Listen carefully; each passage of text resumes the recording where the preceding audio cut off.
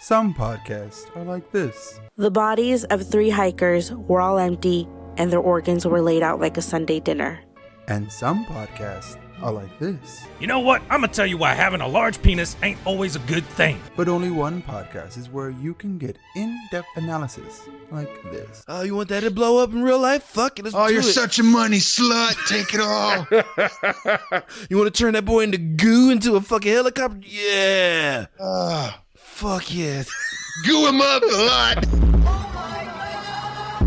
You are now listening to Cult 45. This is Beat 'em Down. And I'm Random Randy Savage. Find us on all your podcatching apps like Podbean or Spotify. And follow us on Twitter, Instagram, and Facebook. Or just go to www.cult45podcast.com. Also, check out our YouTube for that sweet, sweet video content. And for just $3 a month, you can join our Patreon at patreon.com/Cult45podcast for exclusive content and swag. Cult 45, the only podcast that puts hair on your chest. Hi there, I'm Lloyd. And I'm John, and we're from Pina Comics. As we dive into your favorite pop culture topics, we may just occasionally use language that could be considered globaloney. What? No, I mean... Oh, foul? Exactly. Offensive? No doubt. Crass? You bet your ass. Sophisticated? What? No. Anyways, you get it by now. It's mostly just gutter talk. And one more thing. Watch out for spoilers. Sometimes we drop them like trousers. You've been warned. Listen in.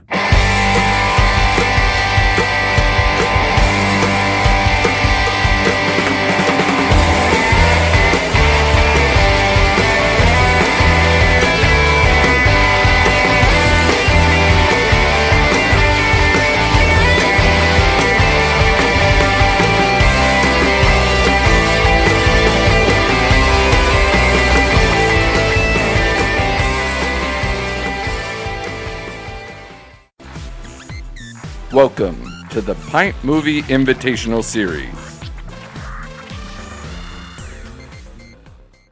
Think to yourself that every day is your last. The hour to which you do not look forward will come as a welcome surprise.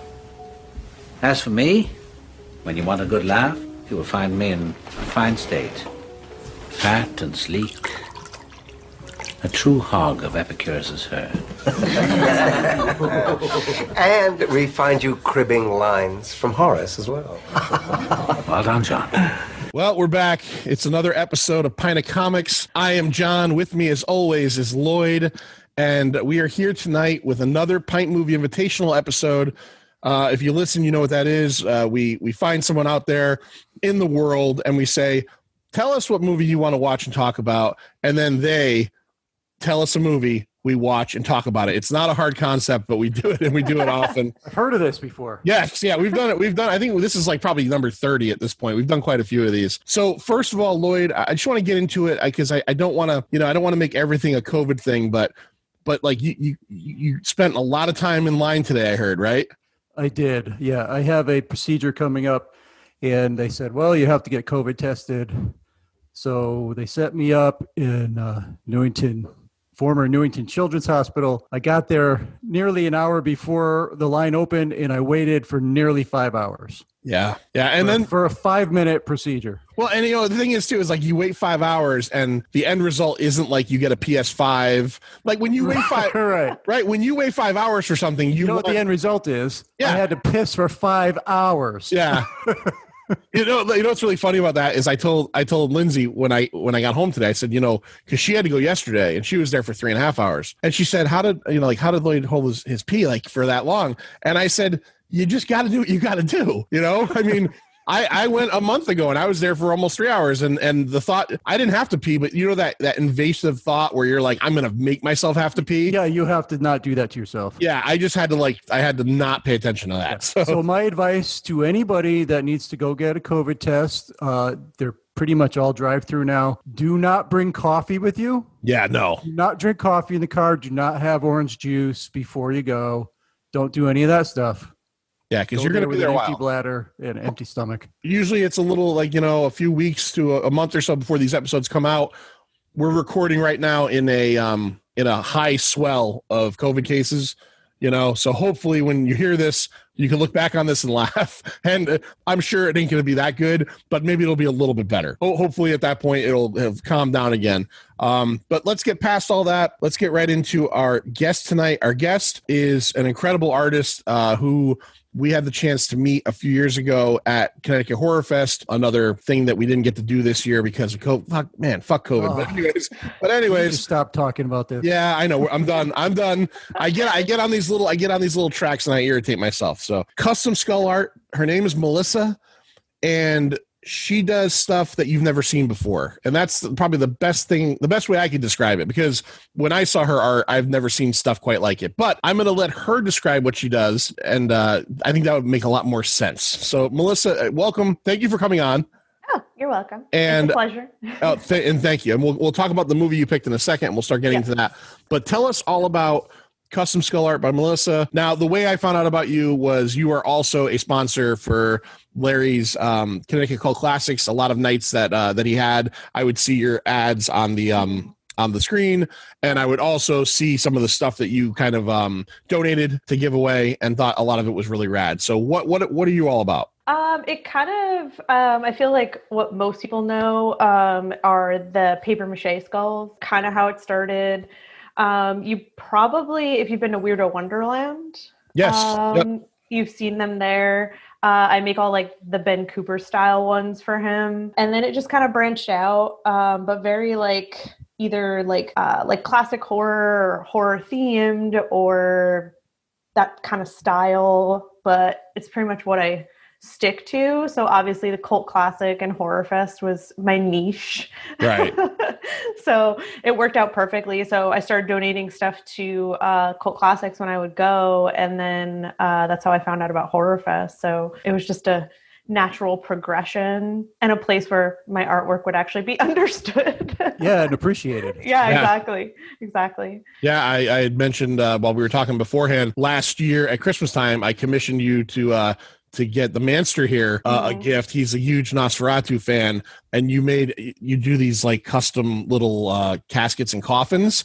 Yeah, and essentially it's a miniature coffin made of wood, and then you paint it, and you did this incredibly rad Nosferatu. And that's what I was saying before about like how your art is so different. And I do actually use that, by the way. Oh, nice. I found something perfect to fit in there, and I pretty much see it every day. And actually, you might, I don't know if you know him personally, but JT, he goes to a lot of the Cult Classic ones. He makes all the wood stuff for me. His thing is called Dead Woodworks. Yep. He made the coffins and crosses and stuff for me. So it's kind of like local artists helping another local artist out. So he made the little boxes for me too. I was actually supposed to do the box from Hellraiser, but I ran out of time before Horror Fest happened. My God, be careful with that. All right, I've seen how that thing works out, and you leave one of the pieces out or something. Yeah. We all know how that ended. Yeah. If you like your skin as much as I do, right? you might want to leave that alone. You'll end up, as we call him, Sticky Frank. Yes. Yeah. Gooey Frank. Yeah, Gooey Frank. Yeah, that's what was up with the guy's wife that she was obsessed with Gooey Frank? If you're a guy out there and you feel like you can't find a woman, remember, someone wanted to have sex with Gooey Sticky Frank. So who had no skin, so right. You're fine. So there's someone for everyone. There's someone literally for everyone out there. Yeah, exactly. Yeah. So you're like a multimedia artist. You do a lot. You do all that stuff. I've seen your on Instagram at Voodoo Queen, right? Is that what it is? Yep. Yeah, you get to see all your cool stuff. Check her out at Voodoo Queen. Pen and paper stuff. Have you been an artist your whole life, or are you one of these people that you're like a freak and you found out you were good at drawing 5 years ago? A little of both, actually. My dad was the artist in the family, so when we were younger, he would draw the little comic book things, and me and my sister would color them in, and so me and my sister were kind of exposed to art our whole lives, and so it's kind of not to sound weird, but a natural talent that I just kind of honed through the years. But yeah, I do acrylic or ink or pencil, or pretty much across the board. But I didn't go to school for it. It's just like a hobby. Wow, that's awesome. Excellent. Yeah. All right. So before we start talking about the film, Lloyd, do we have the 5 questions tonight? I actually do. Okay. We're going to do 5 questions in a second. Okay. But I do want to give you a chance real quick so that people who are listening to this and maybe playing on their computer can immediately go to your site right now and start checking out stuff. Where can they go if they want to start looking at and listen to my voice? Buying things. You will buy from Melissa.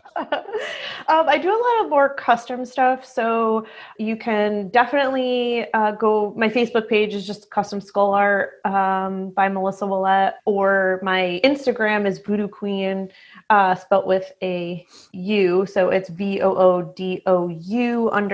and then Queen. You can see a lot of like examples of stuff that I do, but it's mostly a lot of custom. The only time I really like build up like an inventory is when I'm doing a show. So right now I don't have a lot because Horror Fest. Yeah. But yeah, I pretty much will do whatever most of the time within my realm, obviously. Okay. So check her out. Now we're going to move on to Manster. He's going to ask you 5 questions. Okay. And 5 questions. And I wish I had known that information before, because I like to get a little bit of read, on people, maybe look up their Facebook or their website. And I really didn't have anything with you except for the Nosferatu coffin. Yeah. And what I remember from before. So hopefully these hit. Okay. So here we go. 5 questions for you. These are easy. Okay. Sugar corn pops or super sugar crisp? I'd say corn pops. Yeah? Yeah. Big yellow nuggets. Yeah, because like it's pure sugar. Yeah. What are the other ones? I think like puffed rice. Is that like the turns inside out and then they... Yeah, I mean, you can either start your day with a caffeine high or a sugar high. It still works. Exactly. I prefer sugar, but yeah, that's good. Yeah, right? All right. Prince or Michael? I say Prince. And I might hurt some people's feelings here, but he's like super duper talented, and I feel like a little more talented than Michael. Well, I mean, there's no doubt he's more talented. I mean, he played a million instruments. He wrote all of his own stuff. Michael Jackson was an innovator for sure. Yeah. But Prince is certainly, I think, more talented. I don't think you're wrong by saying that at all. No, and looked better in ruffles and heels than most women. Yeah. Both supremely talented. One a little bit of a more of a weirdo than the other. Oh, I don't know about. Like, I know Michael Jackson has this thing, and we don't want to get into all that. Yeah. But aside from that, Prince is known for being was known. Oh, they're both weirdos. Yeah, they were both definitely weird dudes. Special kind of weird. Yeah, like you could only be that weird if you have that kind of money and you're a rock star. Exactly. Yeah. Exactly. If I was that weird, like there'd be problems for me. Like I'd probably be in like a cell or something. You know what I mean? Like nobody would put up with that shit. But you're not rich or famous. Right. But when Prince did his weird shit, don't look at me in the eyes. Yeah. Don't. Hey, that's a true thing. My mother many years ago, her friend's daughter worked at the Oakdale up here in Wallingford, and when Diana Ross came through, like in the 80s. One of the rules for the employees of the Oakdale was not to make eye contact with her. Oh, geez. Okay. Yeah. Okay. Yeah. Like wow. Like shield your eyes. Yeah. Avert your gaze. You must look down when you talk to me. All right. Nosferatu or Barlow? I have to go with Nosferatu, mostly because I feel like he's the most valid depiction of like vampires, because like vampires aren't supposed to be all like Tom Cruise sexy. They're supposed to be like the definitive, super evil, creepy ass looking. Although Barlow was kind of based on the Nosferatu look. Nosferatu's more popular. Nosferatu's the original. He's the OG. He's the OG, right? Yeah. OGV. Yeah, we can't take that away from him. That's right. All right. Flight or invisibility? I'm gonna say invisibility because I feel like you get to do more. Yeah, you know that equates to, Melissa, is that you're a pervert and you just don't want to say it. Whenever, whenever someone says invisibility, the first thing is you're a pervert. So it's okay. It's all right. It's implied. It's implied. It's certainly implied. I think invisibility is everyone's first choice. Like immediately you go to invisibility. No. Flight. No? flight. Are you kidding Really? me? Okay. Well, Like- I would immediately go to invisibility, but I think over 'Cause you're time a I've pervert. changed. No, I've changed to flight over time. Yeah, me honestly, if I think about it right now, if I could just like become like invisible, and that's one thing, but like taking off from the earth, like what I've had flying dreams, and those are the dreams that when I wake up, I'm pissed off that I woke up from a dream, and I've never had that visibility dream. And if I did, I'd probably be in a girl's locker room, to be honest with you. So, yeah. See, I'm terrified of heights, so that would fail for me. But you'd be in charge. Or you could be a flying. low flyer. Yeah. Oh, that's true. That's Yeah. true. Okay, so here's the real question: invisibility or skimming the earth? Just real low fly, like right up to about here. You're just 6 inches. That's all you get. Yeah, if you turn the wrong way, your arm's ripping up on the ground. You'd save money on like cars and gas and stuff. Yes, you would. Yeah. That's Yes, you would. ideal. And Yeah. you could, ideally pretty much be anywhere. Yeah, that's true. It's like, hey, you need me there in a second? Got it. Boom. All right, Manster, what we got One on more. 5? Last, One more. last one. Vacation or Christmas vacation? I'm a Christmas hater, so I'm gonna go with vacation. It's the right answer anyway. Yeah. Although Christmas Vacation is a damn fine movie. It's a good movie. It's a good funny movie. as hell. It's a good movie. I If agree. we're doing that Christmas vacation, then I'm all about it. Okay. All right. So But I think working retail has soured Christmas for me. Yeah, we started hearing Christmas stuff really before Halloween even. Yeah. This Yeah. year, and it's just insane. I don't Yeah, want to let hear us that. let us live, okay? Yeah. all right, You know, a week before Christmas, and that's it. Then stop it. Yeah, exactly. I'm going to jump real quick on a 6th question, and I'm just curious about this. Okay. It's a question Lloyd had asked someone on one of our last episodes, and we've gotten a lot of response from listeners and people on this one. Really? Yeah.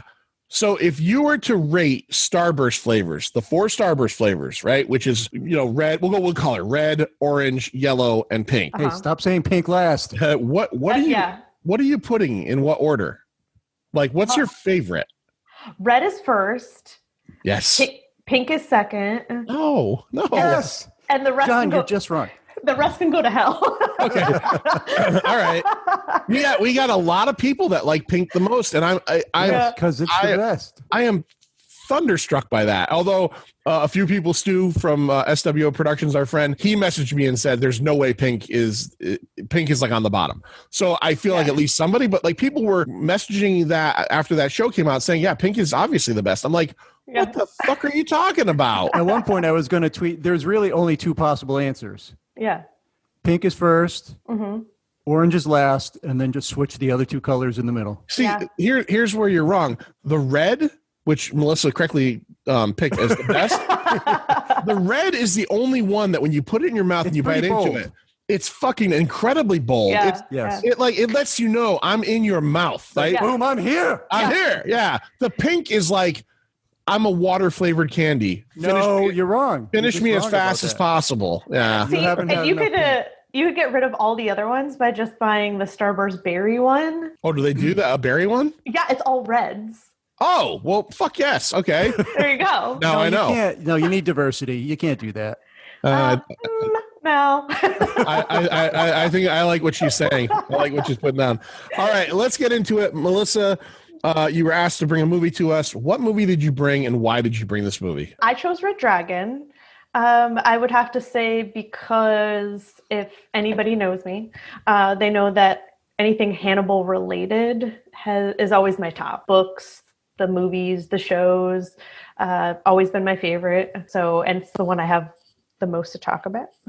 Okay. Yeah, I have a cat named Hannibal. All right. My car is named Clarice. I've seen pictures of the car, Yeah. and I know you got It has the the Red Dragon logo on the back. I saw that. Yeah. So it's a slight obsession. It actually lended me to a question. You're heavily tattooed. Yeah. I'm assuming, is that logo somewhere? Do you have it or no? Shockingly, no. But I said that probably the only portrait I would ever get on me is Hannibal Lecter. But now I have to decide which. Yeah. Okay. We'll get into that a little bit more a little bit later. All right. Right. All right. Hey, Melissa, I have a question. Yeah. And I'm gonna tell you my answer afterwards. Okay. So, if you can recall, what was your order of consuming this Hannibal stuff? My very first is when I was young, Silence of the Lambs came out.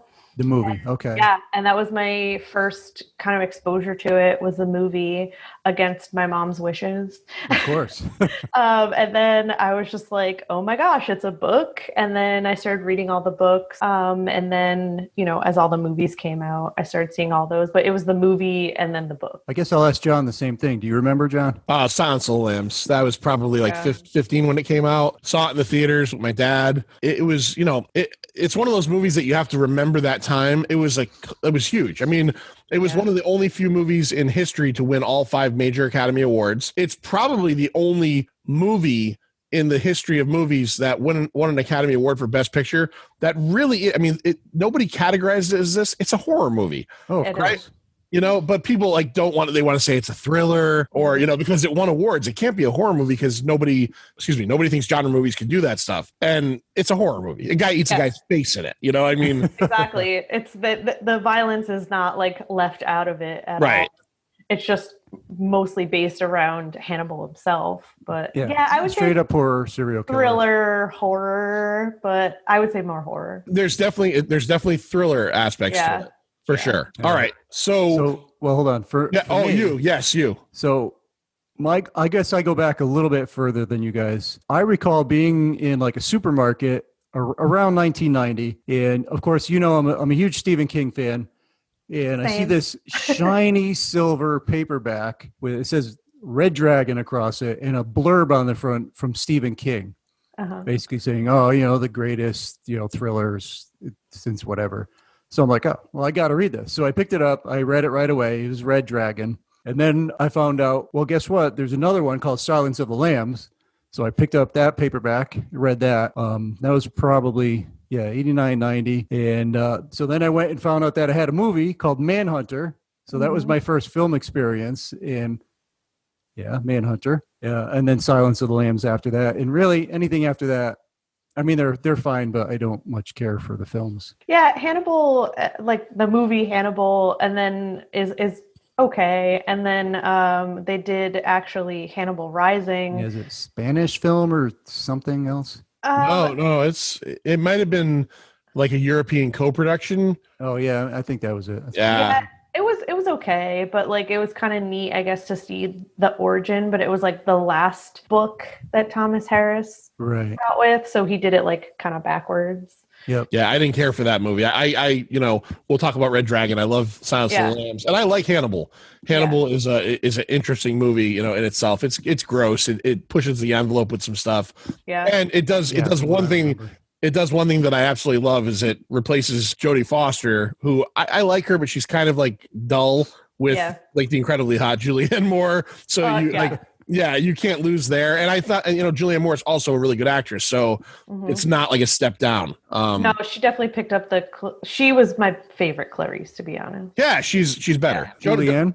Yeah. Okay. Yeah, I think she's better than and Jodie Foster won an Academy Award. So, in all honesty, fuck us for thinking that because, who cares what we think? But all right. So October 4th, 2002, Red Dragon is released, directed by Brett Ratner. Brett Ratner directed X-Men: The Last Stand, the Rush Hour trilogy, all 3 of the Rush Hour movies. The very last thing he directed in Hollywood was the 2014 The Rock, Dwayne The Rock Johnson Hercules movie. You don't hear much. That's right. You don't hear much about Brett Ratner anymore because, like a lot of people we talk about on these episodes, he's been problematic. He Olivia Munn, Natasha Henstridge, and are among 6 women to accuse him of sexual assault and harassment. And I guess a lot of that stuff stuck because he's kind of been persona non grata. Oh, that's right. What film was that for? Do you remember? I don't know if it was a film. It was just like this guy apparently has a reputation, and he had a huge production deal with I think 20th Century Fox. And 20th Century Fox bought him out of it, so he's been kind of not around. And every time I hear Brett Ratner, I think Brett Butler. You know what I think is Mark the Rat Ratner from Fast Times at Ridgemont High. That's what I always think. Mark Ratner. All right, so this was written by Ted Talley. Ted Talley is the screenwriter of Silence of the Lambs. So he didn't come back for Hannibal, but he comes back. Yeah. So he comes back. He didn't for, like that. Right. He comes back for Red Dragon. He doesn't have a lot of screenwriting credit. He won the Oscar for best screenplay based on Thomas Harris's book for Silence of the Lambs. He doesn't have a whole lot of credits, but one of them a couple years ago, there was a what's Thor's name? Chris Hemsworth. He did a military movie called 12 Strong. He wrote that. I've never seen it. Based on the novel by Thomas Harris. The novel came out in 1981. And this is this is a remake technically of Manhunter, which Manhunter was, like Lloyd said, the first of the films based on a Harris book to come out, featuring Brian Cox as Hannibal Lecter and William Peterson as Will Graham. Very similar story. It's based on the book. So I mean, if you watch both movies, both of you guys said you watched them recently. I haven't seen Manhunter in a while, but they follow the same thread. Yeah, pretty much verbatim, except for like the pretty feel. similar.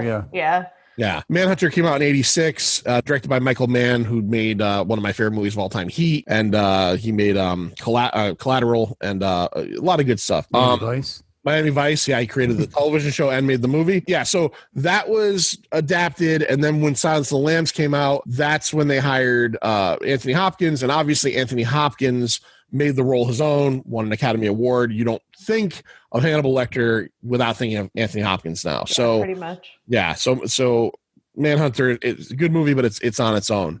This was scored by Danny Elfman, obviously Batman, the 89 Batman, The Simpsons, Terminator Salvation. He was the composer. Filmed in and around Baltimore, Maryland, Washington, D.C., and they're a real town. I didn't know it. Marathon, Florida, which is brought up in the film several times. It was actually filmed in Marathon, Florida. So, oh wow, yeah. So I guess his Will Graham's house is actually in Marathon, Florida. Was his tan from Florida? I don't know. Was his hair from Florida? I think his hair came from a box. Yeah, we'll talk about that a little. Let's get into getting back to Ted Talley for a second. Yeah. I guess Hopkins, Norton, Fiennes, and Seymour Hoffman all turned down their original offers for this movie until Ted Talley decided to write the script. All of those guys were out because they just didn't want to deal with it because of the former movie that they thought was not very good, the Hannibal movie. I heard Hopkins was reticent to come back for this one because he felt like he had already said everything he could say with it. And again, Silence of the Lambs, nobody had seen that on the screen yet. Hannibal, nobody had seen. People had seen Manhunter. So you're essentially, and then when you get the script and you realize that it's essentially, the same movie just filmed differently, right? And in all honesty, whether you like this one more than Manhunter or not, less stylistical, or I don't know if that's a word, less stylish. Let's put it that way. Like Manhunter, it's a Michael Mann movie. He has a very specific look. Very. Red Dragon, which I think is a good movie, has a very, it just looks like a film. You know what I mean? Like it doesn't have a lot of nuance to it. Well, I feel like Red Dragon also, you feel like the aesthetic that was set up in that movie fits the aesthetic that you're picturing. Yes. Well, like in Manhunter, you're just seeing a lot of Art Deco and like 80s, and it's very 80s. Absolutely. Manhunter, very 80s. Manhunter would not fit with Silence of the Lambs. Red Dragon fits with Silence of the Lambs because again, Silence of the Lambs, which is a great movie, isn't like necessarily stylistically like, wow, look at the shot. There's great shots in it, but it doesn't have that gleam to it, Right, exactly. Manhunter, like you said, yeah, exactly. It's very 80s. It's extremely 80s. Manster, let's go through the cast. Who's in this thing? You got starring as Will Graham, Ed Norton. Now, I guess if you don't know who Ed Norton is, what's his biggest role? Maybe Fight Club? American History X. American History X. Yeah. Yep. This year. So he's a retired FBI agent, Will Graham, highly esteemed FBI profiler who is retired because of his dealings with Lecter when he caught him prior to this film. He has this ability to empathize with the mindsets of killers. He puts himself in the place. He could figure out their motives and all that stuff, and that kind of leaves him extremely disturbed, and so he does get out of the business, but he gets pulled back in. I also have here that Ethan Hawke was the first choice. Oh, that would have been bad. Yeah, And there were others involved, but he was the first. I don't Matt dislike Damon, Jeremy Renner. Matt Damon. I don't dislike Ethan Hawke, but definitely not. I think Norton kind of comes across a little bit more adult than Ethan Hawke would. You know, it sounds weird to say, but like, yes, I hear what you're saying. Yeah, well, a lot. And in the book, like Will Graham is almost like that more like reserved, kind of like mousy kind of personality, and I feel like Ed Norton can definitely like encapsulate that a little better. Yeah. But he nailed it, because like you really get the whole personality that you would get from the book. I was actually really happy with how well they stuck to it, even like dropping a few lines. So if you're like a really avid fan of like reading the books and like they drop the exact line from the book, you're like, oh, there it is. How did you feel, Melissa, about Edward Norton's hair in this? Like the blondie? Yeah. Did you like? I think we talked a little bit before. Yeah. He kind of looked like Owen Wilson got a little bit of a shorter haircut. Yeah. You know, like do you buy him as a blonde? Because we've known he's a brunette, right? He's a brunette in everything. You know. Yeah. Well, you're looking at it and you're like, do I like it? Do I not like it? I'm like, it's very distracting. You're super focused on it. Yeah. I picture there's like a whole subset on the internet of like women and men who are like obsessed with like Red Dragon Norton. Probably like a fetish of some sort. Right. Probably a Pornhub channel for people devoted. There's probably like a secret Facebook group that you can only get invited to, that maybe the three of us will get invited to if someone hears this and go, oh yeah, you want to be a part of the Blondie Norton group? Come on. Like, God, I hope so. Yeah. God, I hope so. We all need to know what shade of blonde that is. Yeah. Yeah. Sun faded. Yeah. He's Just a sun-faded brunette, maybe. Bring that picture to your hairdresser and just be like, "This is what I want." Can I get this Norton? It's number 4 on the chart. Exactly. And not to dwell on the movie Manhunter, but I will tend to dwell on it a little bit in this podcast. This was played by William Peterson in Manhunter of CSI fame. CSI, yeah. Which I actually also didn't mind. He was just a little more rough around the edges, but I didn't mind it. Oh, I like Peterson as that. Yeah. All right, so moving on. Now we have Sir Anthony Hopkins as Hannibal Lecter, obviously the mastermind, imprisoned serial killer. Now in this movie, he's considered a former forensic psychiatrist, I guess. Mm-hmm. Right. Someone who helped Norton in the past solve try to solve a crime, which was actually his own killings. Yeah. So what I read, when Hopkins did decide to come back, he wanted to reestablish Lecter as an evil serial killer rather than a likable anti-hero, which basically he had become. Yeah. You know, everybody's rooting for Lecter. Everybody likes Lecter. But he wanted to say, hey, this guy's vicious. Yeah, you can't hate him, because I'm like, I actually really enjoyed like, you kind of see the serial killer they were working on was actually like, I don't want to like digress too much, but the show. You can digress, no problem. Oh yeah, no, we're cool with that. The show actually gets into it a little more. I don't know if you've ever saw the Hannibal show. I actually appreciated that they got into it a little more. But the serial killer that him and Lecter were going after, basically Lecter was mimicking the same murders to throw Will off. And then it really showed the mental like manipulation of Lecter to Graham to throw him off. And then you could they touch on it a tad in the beginning of the Red Dragon movie when like Norton walks in and meets with Hannibal. Yep. But I thought that whole like the manipulation that he really gets into was actually really cool to see more in depth in the show. Yeah, the show is fantastic. Yeah. Yeah, I only saw maybe half of the first season. Mm-hmm. I don't know why I didn't finish it, but I definitely have to go back to that. Yeah, it starts very, very, very, very far before Red Dragon. Actually, Red Dragon's the last season that they touch on. Okay. And then they stopped it right before they went into Silence of the Lambs, because I guess they supposedly didn't have character rights to Clarice. But yeah, it basically started way, way, way before. So it showed a lot of the cases that they worked on together, and then they got into Red Dragon. I've never seen season 3 yet. I own it. I have this weird thing where when things I really like end, sometimes I don't want to watch it. I don't want it to end. You don't want to watch the end. Yeah. So I've got season 3 and I will watch it, but I will say the show is so good that Now, watching this kind of gets me back into Anthony Hopkins. Yeah. The show is so good that Mads Mikkelsen makes a real run to actually be a better Hannibal Lecter. I tell you, I have had this discussion with so many people where I'm like, no, Anthony Hopkins was my Hannibal. But like watching Mads, you're just like, I don't know. Because you get a lot more time to know him. Yeah, he's incredible. And you get to see like the crazy in the show. We're digressing a little bit, but in the show, you get to see, particularly in the first season, the mental torture he does to Will Graham. Yeah. And I'm going back. I'm definitely going back. Yeah, go back and check it out. But can we talk about, just briefly talk about his suits? Oh yeah, no, and yeah, his suits, his recipes, right? He's a pretty amazing dude. Like honestly, his amuse-bouche. Yeah. Well, and he's also 20 years younger than Anthony Hopkins. So and I mean he's like this. Mads Mikkelsen's like I'm sure he's like Norwegian or something, but he's like this weird amalgam of every good-looking guy you've ever seen. Yeah. You know what I mean? Like Well, you're like, because you look at him, and I was like, well, I don't know if you do this, but you're like, is he attractive? No, he kind of looks like a frog. But like as Hannibal Lecter, you're like, okay. Yeah. I don't know if you do this. Yeah, I often look at people and go, are they attractive or do they look like an amphibian? I'm not really.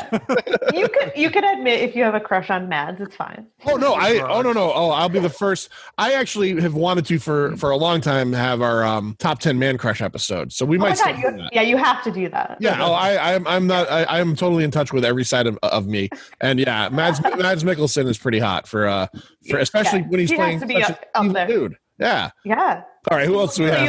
So back to Hopkins. He lost 20 pounds to play this role, the younger version. Since this was filmed many years later. And Brian Cox was Hannibal Lecter in Manhunter. Yep. All right. So next we have Ralph Fiennes as Francis Dollarhide, the Tooth Fairy, the serial killer of this film, and he gained 15 pounds of muscle for this role. He was pretty beefy in this. He's a beefcake. Yeah, beef castle. Yeah. Because you can't bring up Ralph Fiennes and not talk about his the back tattoo. Oh yeah. Basically his ass in general. Well, I mean, and let's feature. Look, I feel like we know each other well enough now, Melissa, that you can also see his penis flapping around when he's running up the stairs. I mean, a little bit, just a tiny bit, yeah. Oh yeah. So when you make your list, so you don't just put Ralph Fiennes, you have to put Ralph Fiennes' ass on the top 10. Yeah. I don't know. I honestly don't know if he's going to make it. So we're going to get into the movie and scenes in the movie, but we jump ahead sometimes. Right. One of the scenes I find it's almost humorous, even though I understand the base the psychiatry of it, the psychology of it, is the scene where Philip Seymour Hoffman is glued to the chair, and he knows he's fucked. Right. And that's a terrifying thing. I get it, and I get that your emotions in that state where you're knowing you're going to die, no matter what, have got to be a little off. But I kind of almost find it funny, the scene where the Red Dragon takes off his robe and shows him the full tattoo and starts to do that. Reactions. He's doing those flexes, and he's just like, oh no! It's like I don't know if that I'm expecting that reaction to be like if he pulls a knife out, right? But, all he's doing is just showing you a really nice tattoo, and also just flexing his pretty decent body, and. Right. He is it's almost like he just fucking poured acid all over him. Right. Now again, he took his snake out and showed him that. Yeah. Wait, so I mean, what would have been funnier is to get into the whole line of questioning that any tattooed person has to deal with. That would have been funnier. Oh yeah, I can imagine. Have you ever done a piece on anybody like that, like a full backside, or no? Shockingly, I have never seen it. But that would be amazing. I'm surprised it's not more popular. It's probably just because no one wants to sit for that shit. Yeah, I was gonna say that would be a lot of sessions. That would be a lot of sessions. That's big. Yep. So Paul Bettany was actually offered the role of this of Francis Dollarhide, but he turned it down for Dogville. Yeah, he's a good actor, but I think Fiennes was good. Fiennes is better. Also, Sean Penn and Nicolas Cage were considered. No. Nicolas Cage would have buried it. He would have buried. Thank you very much. Yeah, he would have buried that. It would have been. It would have been crazy. That would have went in a much different direction. Yeah. No, I've read, and I'm sure this is true, but I've also read this about other serial killer movies. He was partially based on the BTK killer. Mm-hmm. If you remember Bind, Torture, Yeah. Kill, Yeah. Dennis Rader. Tom Noonan played this character in Manhunter. Now, Tom Noonan. No back tattoos, though. No. No, it was on the front in Manhunter, right? I think he had like a chest. Yeah, I think he had something on his chest, maybe. Yeah. It's been a while There's a since I've difference seen in it. the paintings as well we can get into. Yeah. It was, well, I think what he had, it was like a Japanese dragon, not the one based off of the Blake painting. I'll tell you, when we get into it, I'll talk about that. I've got some notes on that. Fiennes is good in this movie, and he's scary. He's creepy. Mm-hmm. Tom Noonan is like a fucking alien anyway. Like if every movie he's in, he's like an alien. Yeah. And there's a scene in this one where Fiennes is bench pressing and sits up, and he has like the pantyhose over his head. Oh right. Yeah. Yeah. And it's creepy because like, you know, that's just like the idea of like this guy's alone in his house. He's fucking lifting weights. He's got a pantyhose. I don't want to hang out with this dude. Yeah. But the scenes in Manhunter where he's wearing the pantyhose over his head are much more disturbing. They are. Because Tom When Noonan. you see that, you're like, oh, fuck. Yeah. So I think, I don't want to make this whole thing a Manhunter versus Red Dragon. Sorry. No. Well, but I'm fine with that. No, we should totally do that. But I do think that like the creepy factor for the Tooth Fairy goes to Manhunter because it's certainly more moody. The whole movie. Because in Manhunter, and I don't remember, does he have the relationship with the blind girl in that too? Yeah. Okay. Yeah. All right. Yes, it's a little different relationship, but yep, still there. Because one of the things. But like Ray Fiennes, like you would approach him. Like the dude from Manhunter, you wouldn't approach him. No. He's an alien. Yeah. Right. Yeah. No, he's from fucking Jupiter. There's a moment in this where Dollarhide goes the first time he meets the blind woman, and we'll get to her in a second, but where like you actually like this guy has murdered 2 families. You know that he's like sexually assaulted women. You know he's killed pets. All right. Yeah. So this guy is like all over the board, not good. But like there's moments where you actually are like, oh, this guy seems all right. Like when he takes her to see when he takes her to see the tiger. Yeah. That's a moment where you watch him in those scenes and he's being like concerned about her welfare and the looks on his face. And then you factor in the fact that we know, now it doesn't make it right, but they did a good job in this movie without becoming overbearing about it, explaining to you why he is the way he is. He had a crazy ass grandmother who would threaten to cut his penis off if he peed in bed. He's obviously had a lot of issues. Now, again, I'm not condoning murder of families. They do it really quickly. And you're right there. This is a guy that is severely maladjusted, like minor psychological trauma from his youth has like blown up, but they're still able a couple of times to make you go, I hope he gets the girl. Maybe it's just me. Well, and in the end, I know I'm jumping ahead, but in the end, he is really struggling to fight against it. Yeah. He wants to save the girl and not have the dragon control him, but have him control the dragon. Well, it's mostly because of how he sees her, because of the whole painting. He basically, like, because of the painting, the Blake painting is like the Great Red Dragon, and the girl, like, I forgot what he says, like basks in sun or covered in sun, but that's who he thinks she is. The Great Red Dragon and the woman clothed or clothed? Clothed, maybe. Clothed in sun. Yeah, and that's who he thinks she is. So that's why he's like, it's almost like a worship, or he's like supposed to be there. She was brought to him by the Red Dragon. Yeah. So there's I guess I'll get into it now. There's 2 paintings. There's a series of Red Dragon paintings by William Blake. Yeah. And there's 2 with very, very similar titles. Yep. All right. So in the book Red Dragon, actually, I'm going to mess this up. But all right, so one of them is called The Great Red Dragon and the Woman Clothed with the Sun. Uh-huh. And that's the title in the book. And then there's another painting called The Great Red Dragon and the Woman Clothed in the Sun. Mm-hmm. And that's the description in the book. So the book mixes the title and the actual painting. Oh, okay. So the Manhunter film used the title. Okay, so they used the title, and the title is the one with 2. So it's got the red dragon above the woman, and it's a front view. Yeah, where he's like very much obviously Yes. red. Yeah, and he's hovering above the woman. Yeah, it looks like Yeah. he's flying above So- her. And that's still a William Blake painting. Yep. But that's the one from Manhunter. Mhm. And the one you see in Red Dragon, the film we're talking about, is the back view. You see the woman, but she's in front of him, and she's she's like farther away. by his feet. She's not prominent. Yep. Yeah, like laying down, and he's Yeah. essentially doing the same pose that he's doing in front of Freddie Lounds with the Right. with the Hulk Hogan. So that's true to the description in Yeah. the book. Mhm. Okay. And that certainly fits much better with the back tattoo. It works great. Yeah. Well, Blake had like a whole series based around that. Yeah. I'm not sure the meaning behind it. I don't know if it's like biblical or mythological, but there was like a whole series of those The Red specifically. Dragon. Yeah, there's like, I don't know, maybe 8. Yeah, with very similar titles. So I Well- don't know if it was like a series. Red Dragon and the Beast from the Sea. Something like that. There's a lot of them. and one of his most famous poems is the tiger, which Yeah. there's a scene Right. with the tiger in it. I mean, I want to.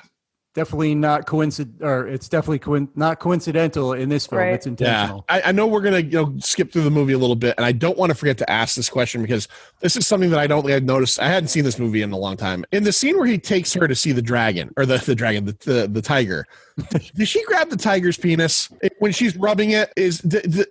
Did she grab his privates? I don't know if it was the bollocks or what, but Okay, all she does right. grab underneath. She Yeah. grabs Maybe something. the chest or something. I'm not sure where. I'm trying to think because Manhunter stands out for me more. Yeah, I right forget now. which one is which now. But she went more forward in Manhunter and then laid on him on the Yes. tiger to listen to his heartbeat. Yep.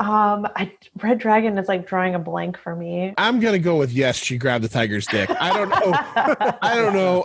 Maybe it was like supposed to be symbolic of the fact I think that it was a stethoscope in Red Dragon. she used a stethoscope after she pets him for a while. Yeah. Yep. And there's definitely a close up of her hand, Feels like junk. resting Yeah. on something. And it's like you could, when you look at Francis Dollarhide at that moment, and it's Oh, he's like getting off. Oh, yeah, they're literally having some kind of weird sex, yeah, like in the room with the doctor and a nurse and a knocked out tiger. yeah. Yeah, they're having like a fivesome, like where only the two of them are involved. Yet she's like manipulating the tiger while he's I'll asleep. tell you, in Yeah. Red Dragon, that tiger's just about growling. Yeah. Oh, That's pretty scary. Yeah. You know what's funny is like Red Dragon was newer, but I feel like the tiger in Manhunter was more.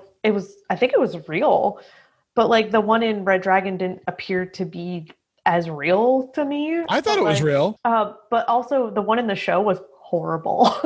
Oh. The one in the show looked like a stuffed animal. Oh, see, I haven't gotten there yet. Okay. But I'm like, I guess they lost the budget on that one. Yeah, it's like we're gonna get canceled soon. We have to cut the budget, so we could either hire like a good actor to play this role, or we could get a real tiger. What do you want to do? Could you imagine a man in a tiger suit? Someone's at a Toys R Us leaving with a giant fucking stuffed tiger, a big fucking smile on its face. Yeah. When you watch it, you're gonna have to let me know. All right, I'm gonna watch it this fucking week. It's pretty bad. It's pretty bad. All right. So all that basically goes to say, yeah, he had a moment of maybe caring for somebody else. Yeah. Just a moment. Yeah. Also, he could get off. So Yeah. Fleeting moment. maybe we're giving him a little more credit for that. So now you have Harvey Keitel as Jack Crawford, Who's just the man in basically general. the agent in charge of behavioral science.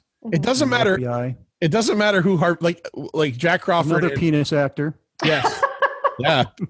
So like Scott Glenn played him in Silence of the Lambs, and Scott Glenn, is very, kind of like, by the book, the whole 9 yards. And then, you got Dennis Farina, I think, in Manhunter. Harvey Keitel, doesn't matter who Harvey Keitel plays. He just comes across like he's a Brooklyn gangster. Yeah. There's just like when he's talking, it's like, hey, we need you. All right.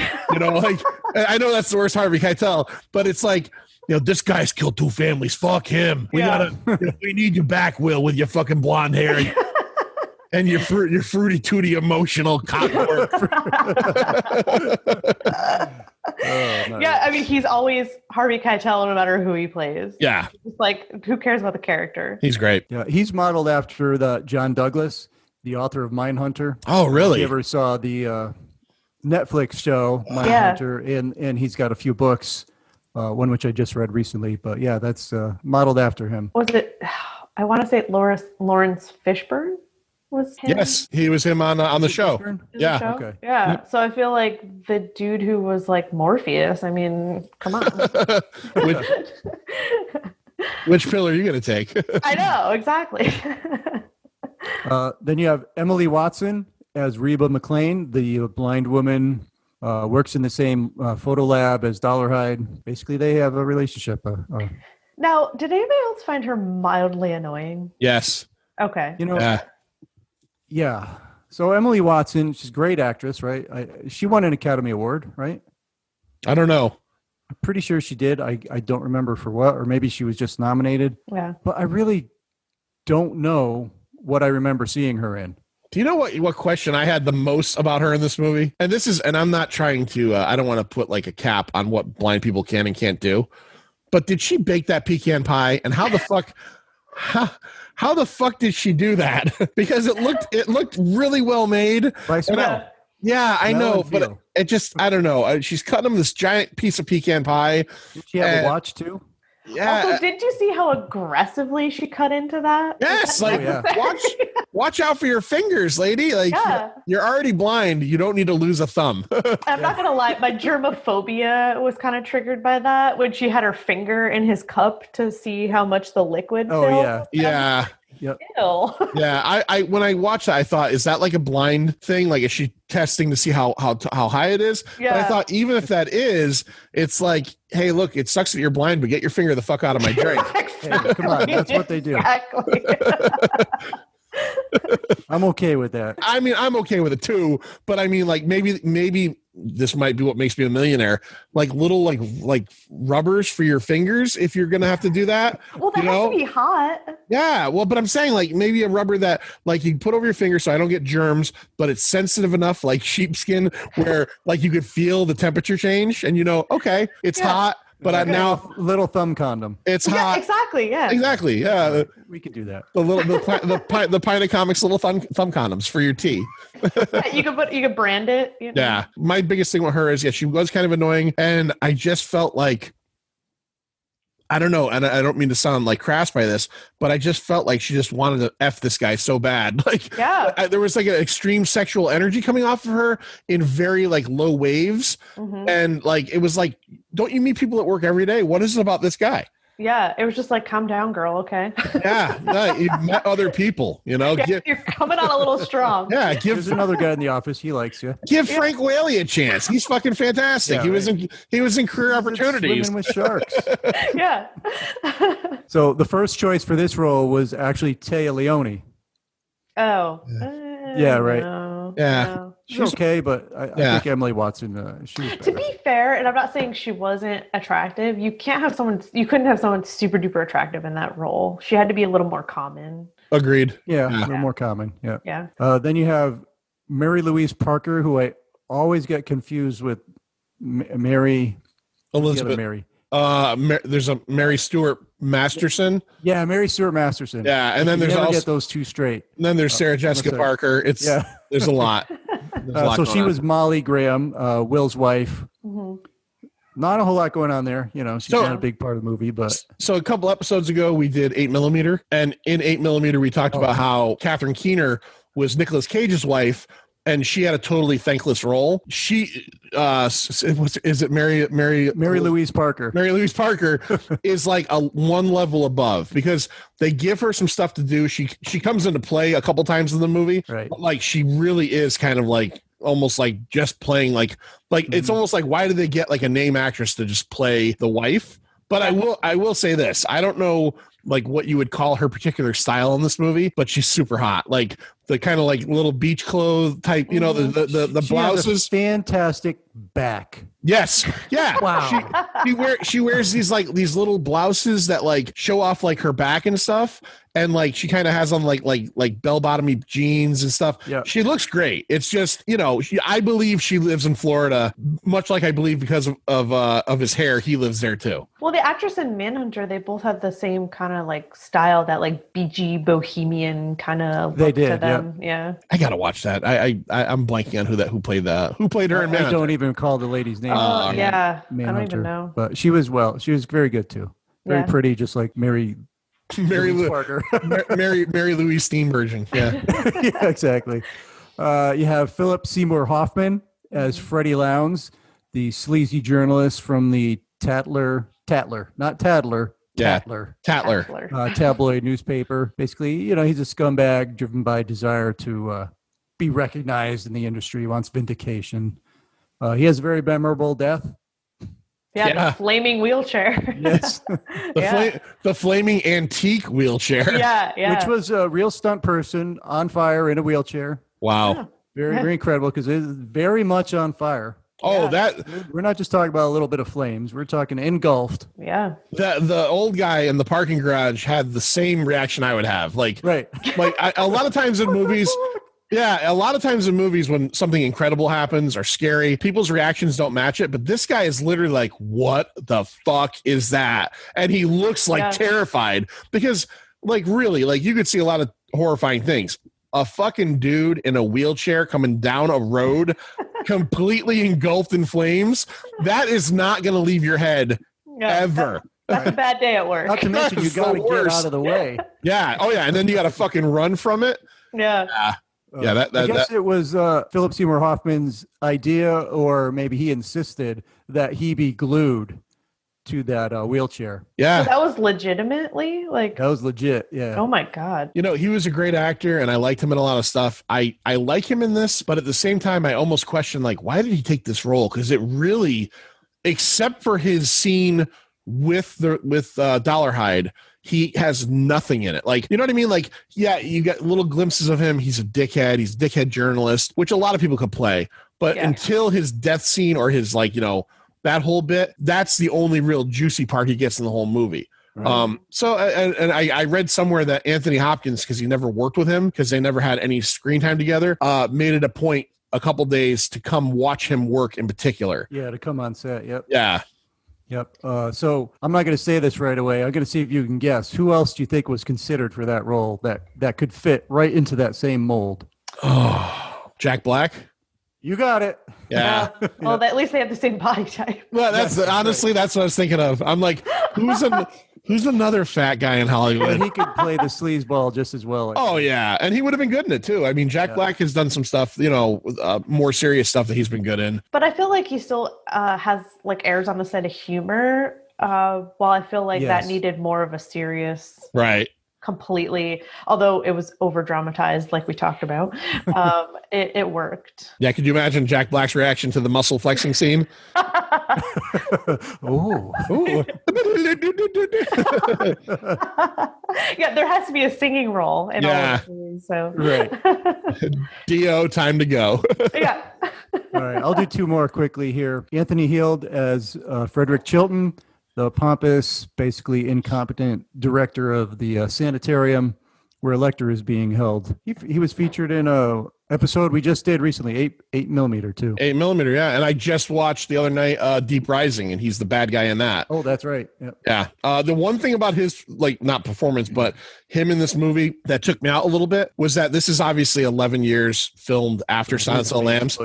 His wig was it's like, come on, people's hairstyles change all the time. So you don't have to he doesn't have to look exact, although this movie does end butting right up to Silence of the Lambs. So I guess it does. But as soon as they show him on the screen, I'm like, wig. That's a wig. That's not that guy's hair anymore. Wig.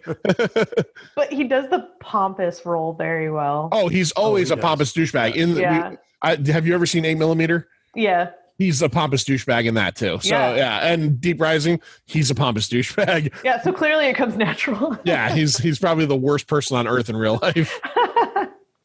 And the last one I'll mention is Frank Whaley, as you said earlier, as Ralph Mandy, just another coworker trying to get into Reba's skirt. Yeah. Yeah, very, very hard. I was kind of really, I like Frank Whaley a lot. Always have. His character, he comes across as a nice guy, but he wants to F her. But then I was like, is it wrong to want to F a blind person? Or should we treat a blind person like everybody else? I'm not kidding. On the scenes where he was hitting on her, I wasn't sure if it was is this taking advantage of somebody, or is this just the way life should be? I don't know the answer. the whole pity thing. Right. Like she picked up on that. So she mentioned that to Frances Dollarhide. She was just like, you know, how much she hates the feeling. Right. Doesn't he say something like, I have no pity? Yeah. When that's one of the best lines in the movie from him, because it's so, he says it so stone cold, even to her. And it's, you know, he's not lying to her at any point, but like when he says that, you know, that's the most truthful he is in the whole movie. I have no pity. Like, but also, how I'm like, red flags, how did we not pick up on that? I'm like, this first conversation you had with him and that's the line he's dropping, I'm like, clearly that worked for her. Yeah. Oh yeah. She knew already anyway, because she could detect his, you know, speech impediment. Yeah. Which she called out immediately. Yeah. I'm like, okay, rude. Really. She's the one that like says, "Oh, you've lost weight." You know what I mean? Yeah, like, exactly. Whoa, all right. Very well for a Phoebe. Yeah, and you're like, have we met before? Yeah. She's kind of a pain in the ass. Yeah. No, it's like she was supposed to be there. I get the whole role, but she really annoyed me. I agree. We're going to go through this movie from kind of beginning to end, and we'll jump around a little bit, talking about stuff we like, stuff we didn't like. The beginning of this film essentially is Hannibal at the orchestra, and there's one like flautist that is really, he sucks, and he keeps on hitting wrong notes, and it's, you could see Anthony Hopkins has this great, like, it's killing him. Oh, and that face. Yeah. That face that he makes, you're just like, you fucked up. Yeah, and we know who Hannibal is, so we know this guy's going to be an appetizer pretty soon. Now, connecting that back to the show real quick, that was one of my favorite parts of the show, because you got to know Hannibal more, was you learned of he makes it a very specific rule in the first season that he does not like rude people. Yeah. And if you're a rude person, rude to him or rude to someone that he might consider, that he cares about, you're gonna fucking die. Oh, you're done. Yeah. He does not tolerate rudeness. Here's a scene that I thought was just very strange, and I wanted to ask you guys about it. So Hannibal has a dinner party for that exact orchestra. He's got like several of the head people there. This is supposed to be a couple months later, because one of the guys makes a comment about how, even though we're partying, hey, let's not forget that one of our esteemed brethren, the flautist, has been missing for a few months. We're intoning, and we know that Hannibal has killed him. Right. But then the dude says out loud, like, let me ask you, I'm going to ask you both. I'll start with Melissa. Melissa, if you were somewhere, and at let's say your work, and let's say, I'm sure at your work, maybe there's one person that maybe annoys everybody a little bit, whatever, you guys like him, but okay, her annoys everybody a little bit. But if you went out in public or to a dinner party, and this person had been missing, and there's a good fucking chance this person is dead. Right. One of your coworkers is like, well, you know what? I hate to say it, but we're better off without him. Where are you at with that? Are you okay with that? Or are you suddenly oh shit? Well, it's I feel like it's one of those thoughts where you're like, yeah, we were all thinking it, but you don't say it out loud. Yeah, right? Manster, right? That's how you feel too? Okay. Yeah, I think I would probably, make some kind of comment oh, well, you don't have to say that. Yeah. That's when you hear the pin drop. However, I have in my time said we're better off without somebody who was at my work who was no longer there. Not missing. Right. Well, no. Instead laid off. Yeah. Yeah. Laid off is one thing. Yeah. Murdered by a serial killer and most likely served to you. Right. Yeah. Which of course they don't know, but I just wonder how many people on the way out of Hannibal's wonderful townhouse that night were like, Bill, you're a fucking asshole.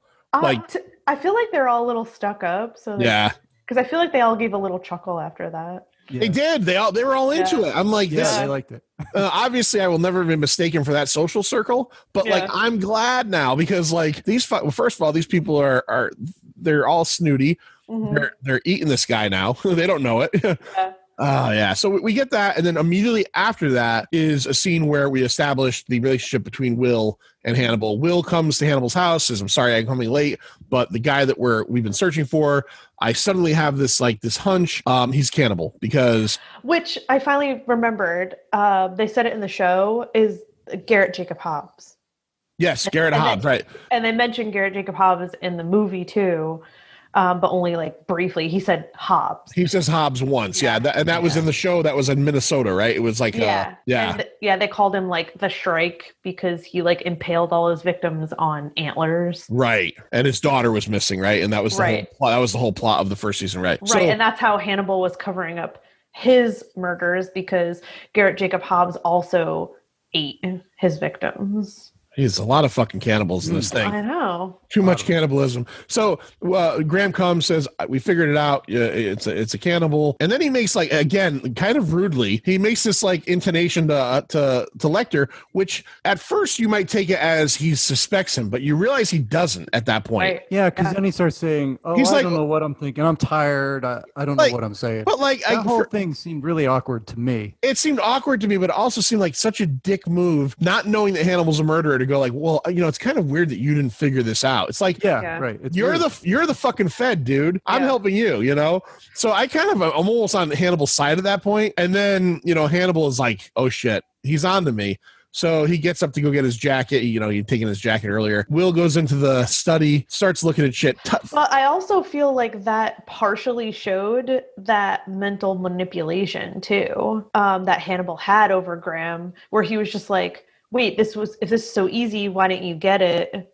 But then he was like, oh, wait, and then changed his mind. So I feel like that was like that touch on that manipulation that he had. That makes sense. That makes sense. When he goes into his study, do you find it like really rude that he starts touching the arrows and stuff? Like, I don't know, don't touch his shit. Like, those could be like 4th century, like, I don't know, like Mongolian. They could be very brittle, and you're like pushing them around in the quiver. Genghis Khan, maybe. Yeah, he's jamming them around in the quiver. So, so he ends up coming across a book that is essentially a cannibal cookbook, right? I mean, he opens it up and he sees sweetbreads, and he has this is a great scene. He opens it up, he has this realization, he turns around, and fucking Hannibal like jams. I don't know what that knife was. Take the blade. He puts like a 16-inch blade into his side and essentially starts to carve him up. Will goes into shock. He's about to die. But he manages to once again touch those arrows.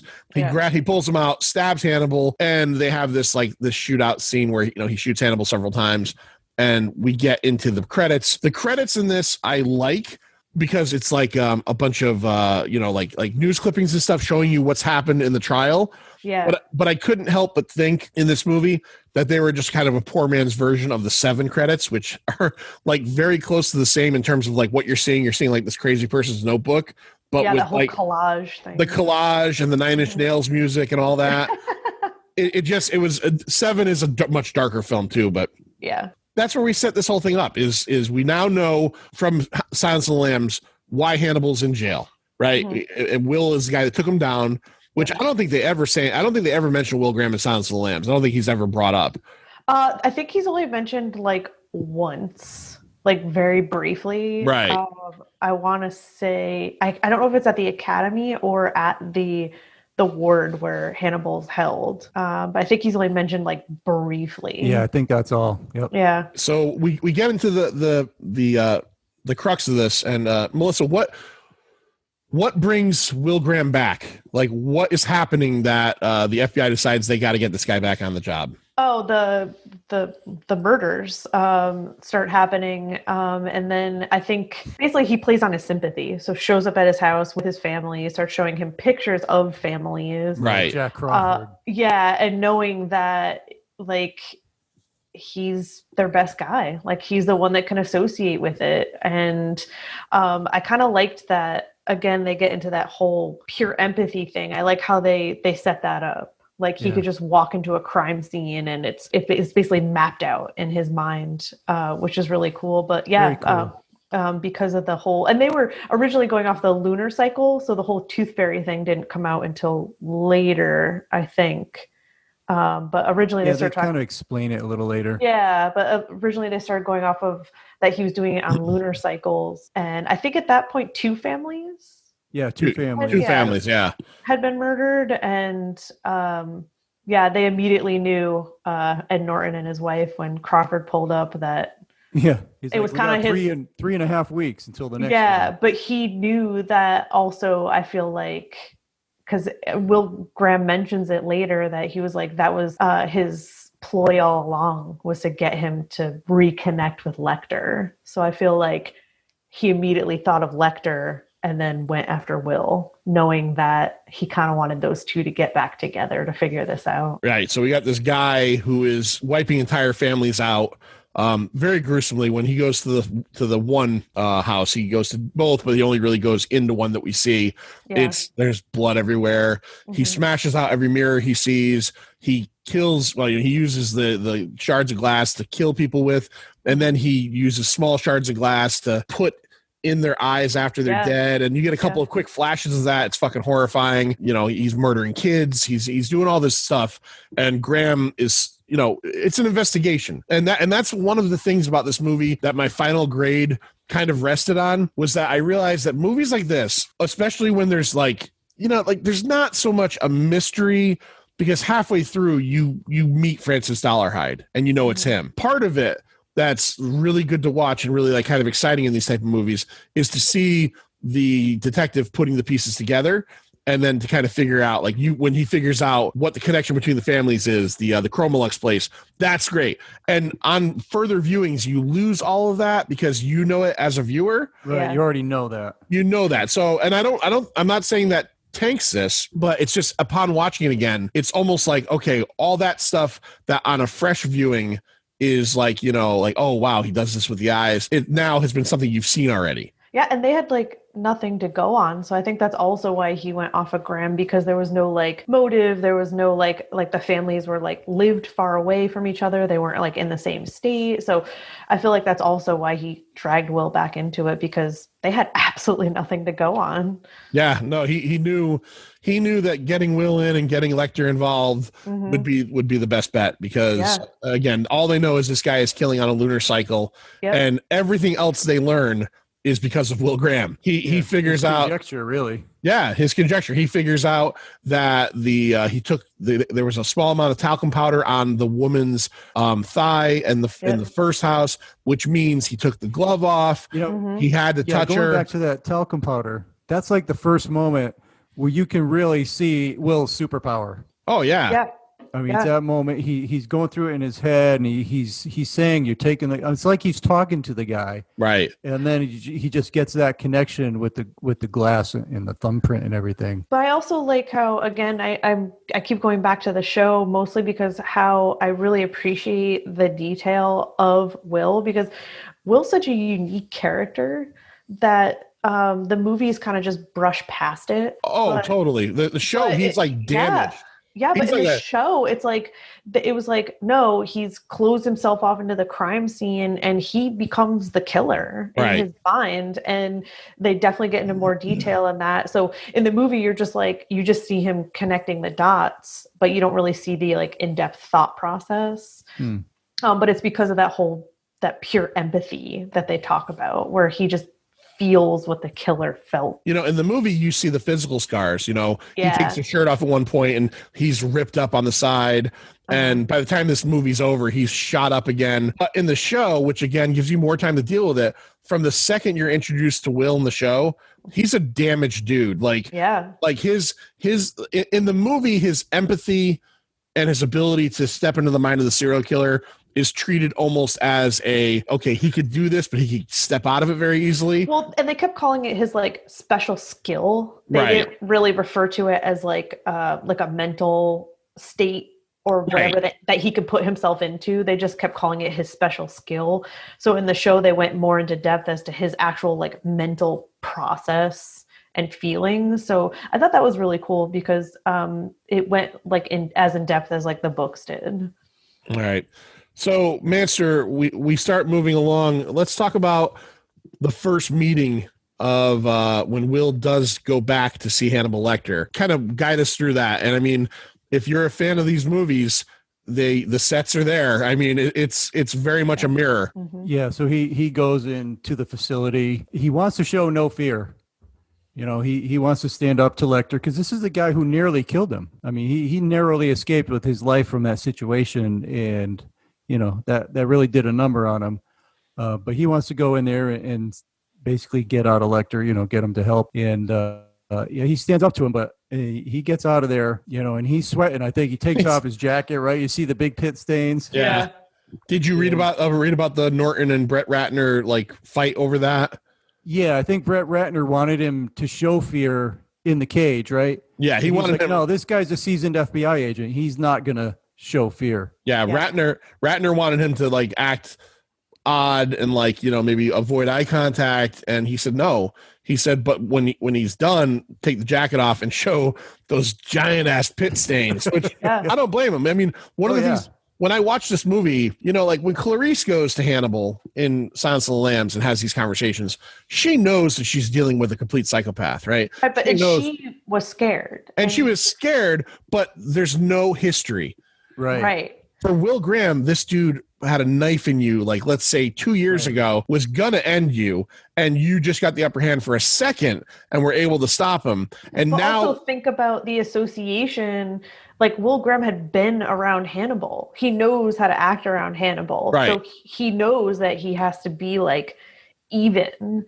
Like Clarice, that's the first time she met him. So of course she's going to be terrified. But Will's like, no, this is how I have to act. So I feel like the way that Ed Norton played it was perfect. No, it was perfect. It was, very well. Yeah. What I was just trying to say was in terms of character, it's like how odd of an experience must that be to sit there and have a friendly, not friendly, like a civilized conversation with somebody that fucking face to face tried to murder you. Like it's such a weird thing for us to think about. But I mean, the conversation where he's, Lecter says, "Well, you caught me, so you must be smarter than me," and Will's like, "No, I'm not smarter than you." Well, then how'd you catch me? He goes, "Well, I had an advantage or you had a disadvantage or something like that." He's like, "What's that?" He goes, "Well, you're insane." He just says it so matter-of-factly to him, and he's like, touche. It's one of the best lines. It's right up there with the "I have no pity" line. I love that.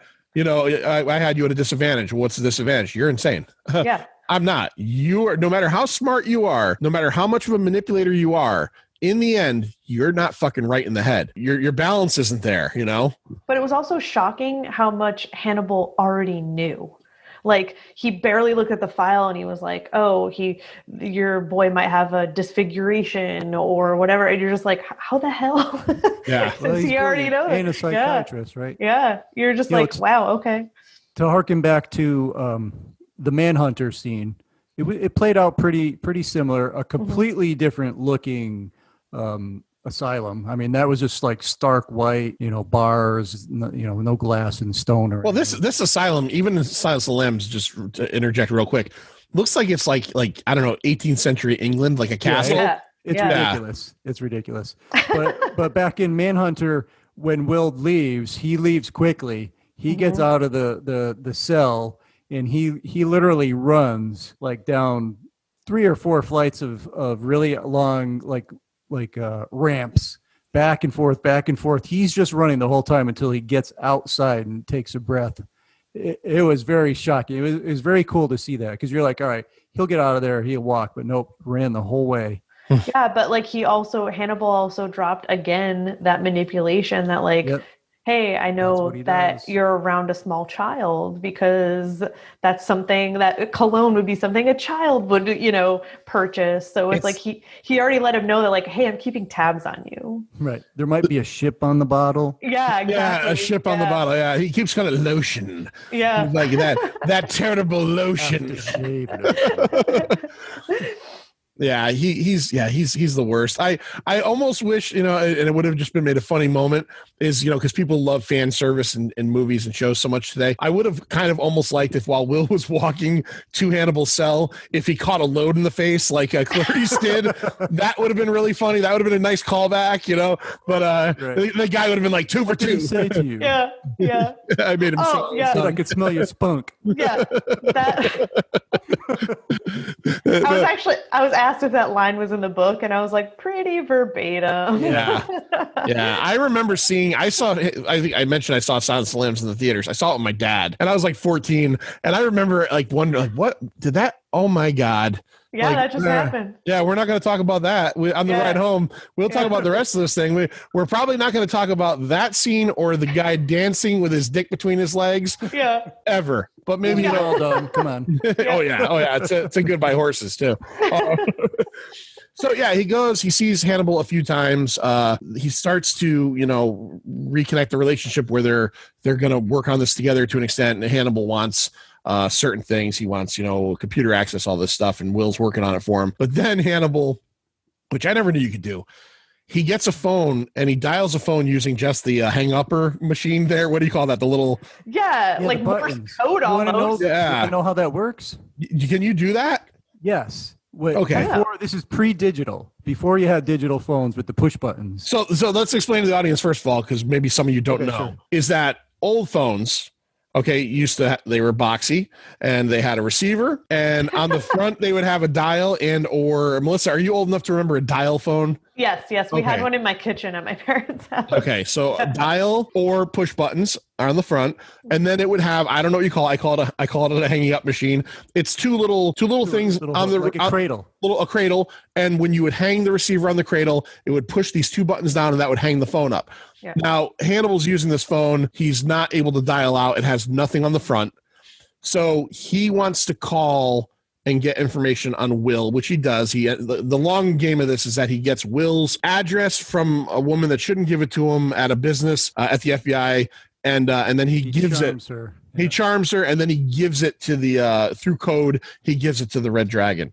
But he dials. Now get into this, Master. Now you're saying this is possible? They give him a phone without a dial on it. It's just the dial's removed. It's got just a piece of plastic, just so all he could do is like receive a call, I guess. Mm-hmm. So what the dial does is, as you spin the numbers, say you spin a 5. You spin it over, and then the dial goes back, and it clicks 5 times. A little mechanism inside there. So if you click that little button 5 times quickly, that emulates a 5.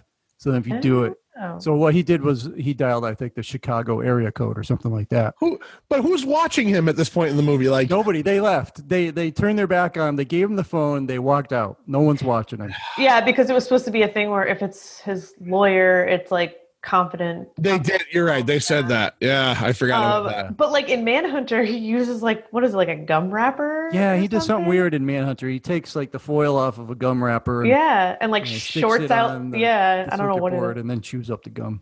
Yeah. Okay. Apparently, you could have gum in a cycle. Yeah, I don't know what gum wrapper has to do with that, but but the mechanical thing, I read that is possible. Oh, okay. But the rule is that you can have gum in a psych ward, but it's black licorice flavored, so nobody fucking wants it. Nobody wants it.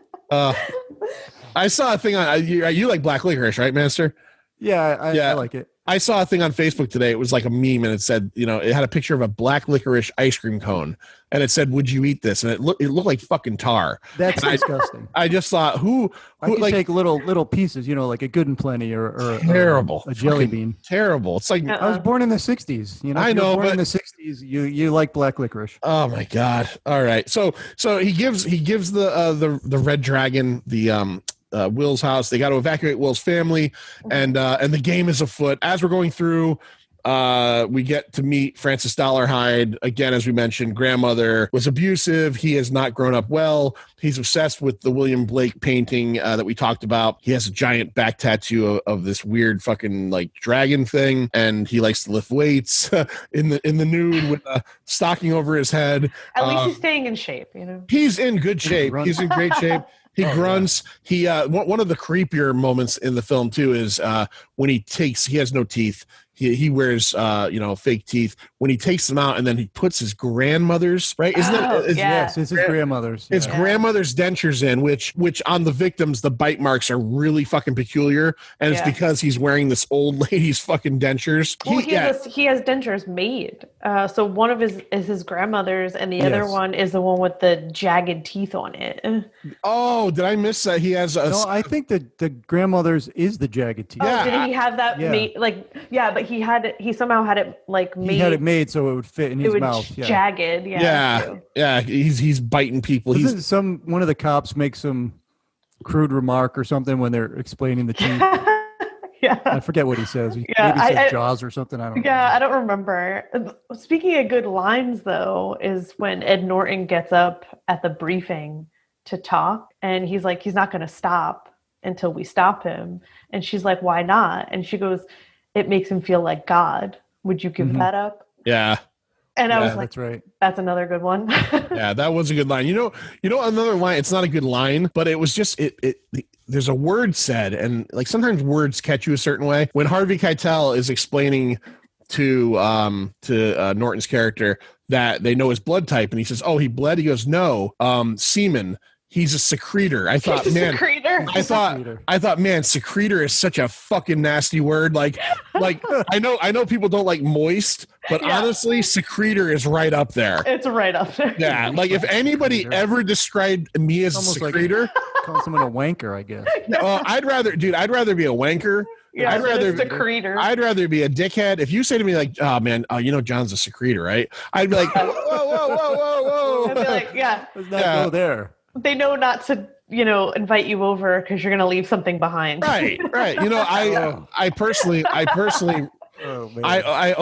used to always shop at Custom Skull Art by Melissa, but I found out she's a secretor, and people are like, "Fuck, I don't want that shit on my art." Yeah, I don't even want to touch her stuff. That's yeah. Oh my god, it sounds like something you describe an insect. Like, oh, that wasp is a secretor. Like, it sounds okay in the insect world, but once you start calling dudes secretors, that's just creepy.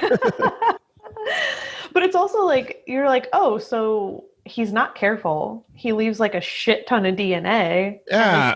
They still can't get him. Well, I mean, he seems to live in an abandoned, like, old folks home. Yeah, I guess that's what it was. Yeah. Yeah. So like his grandmother owned like a retirement home of some sort, and he lives there. I don't know. It seems like he's off the grid, yet he has a job. You know what I mean? Like it's like he's working best of both worlds. Mm-hmm. Let's get to the painting eating scene, because I think oh my god, this is bizarre. Because okay, so he decided that he does not want to kill Reba because he loves her. He's having these imaginary fights with the dragon, who he feels is like, taking over. That the dragon is like him taking over inside him. It's inside him. The dragon talking to him. I'm trying to remember.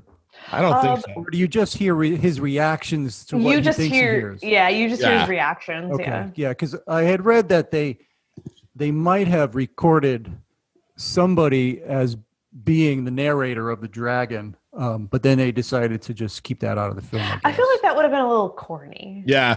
And I'm 90% sure you're right. I think that was an IMDb that they either recorded it or were going to record it and realized it would have sounded stupid.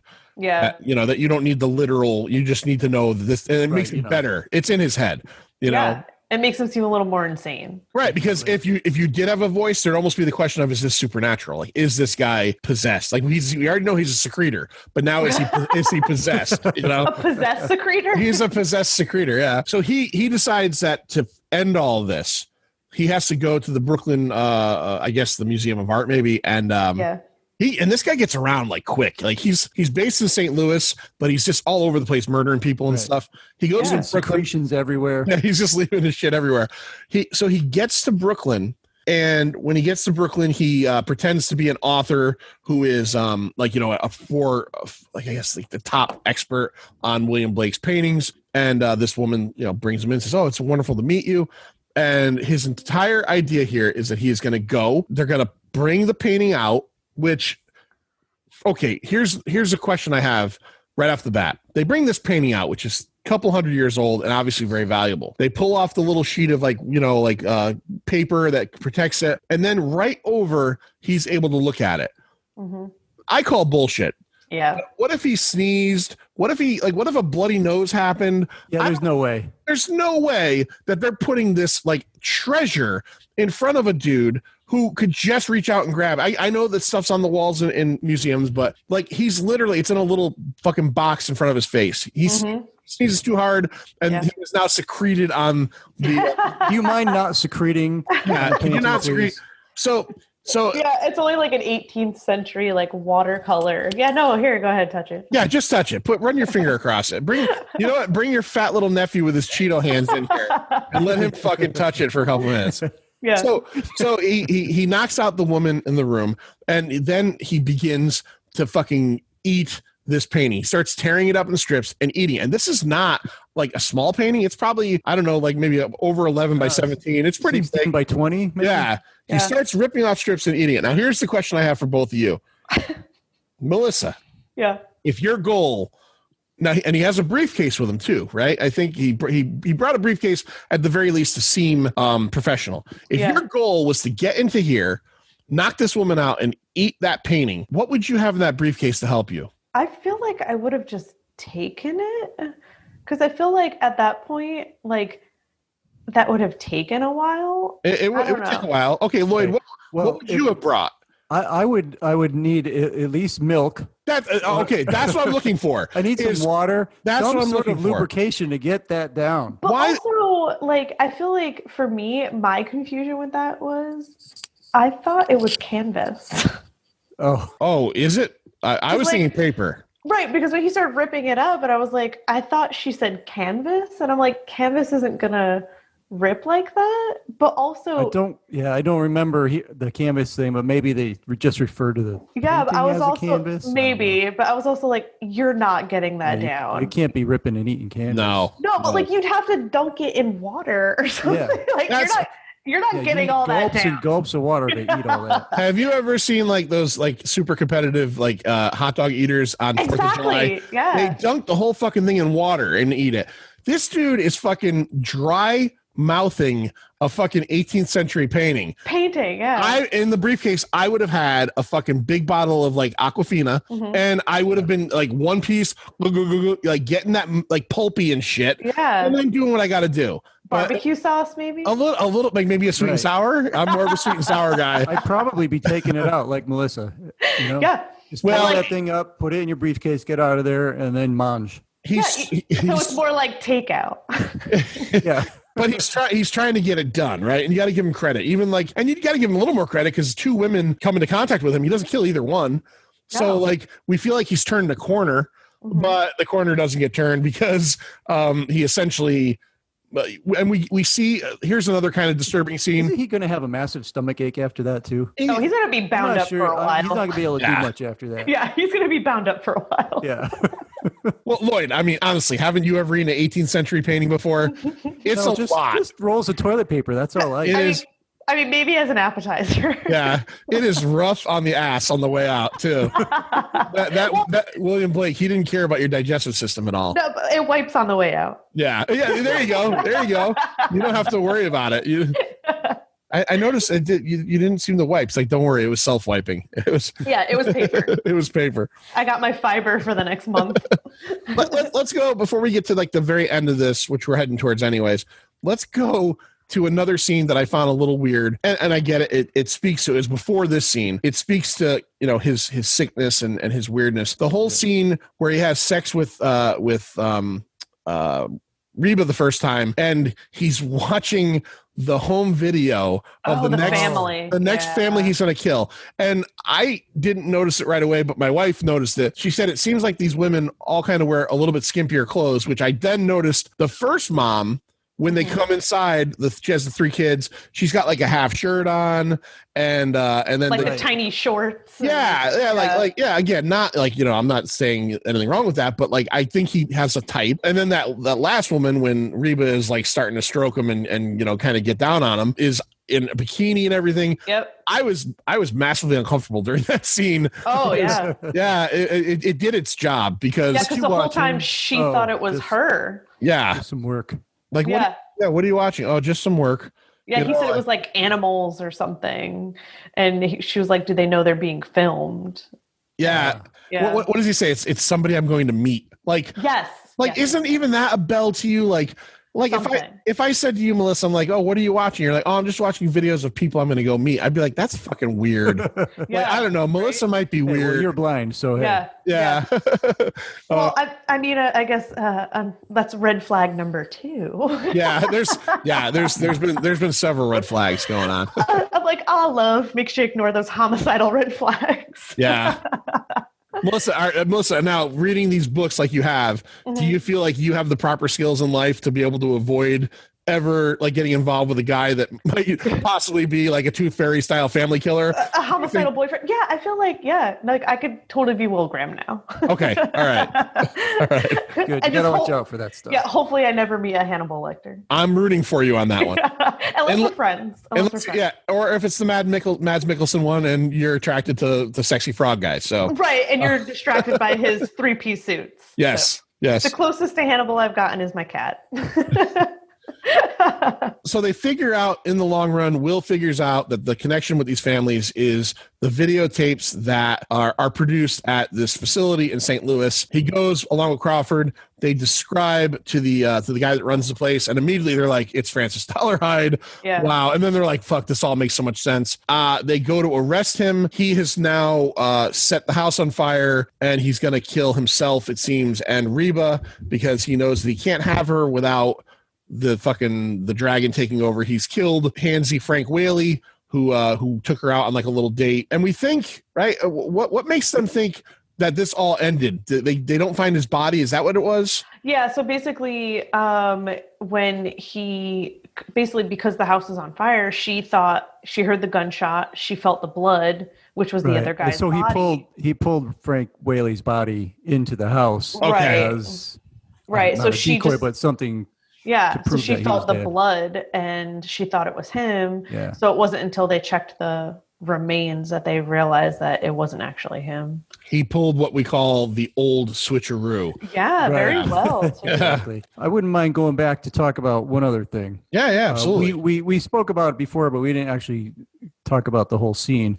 The Freddie Lowndes character. Okay. Yeah. Okay, so we know, he comes up at one point to Will, and Will's like, get out of my face.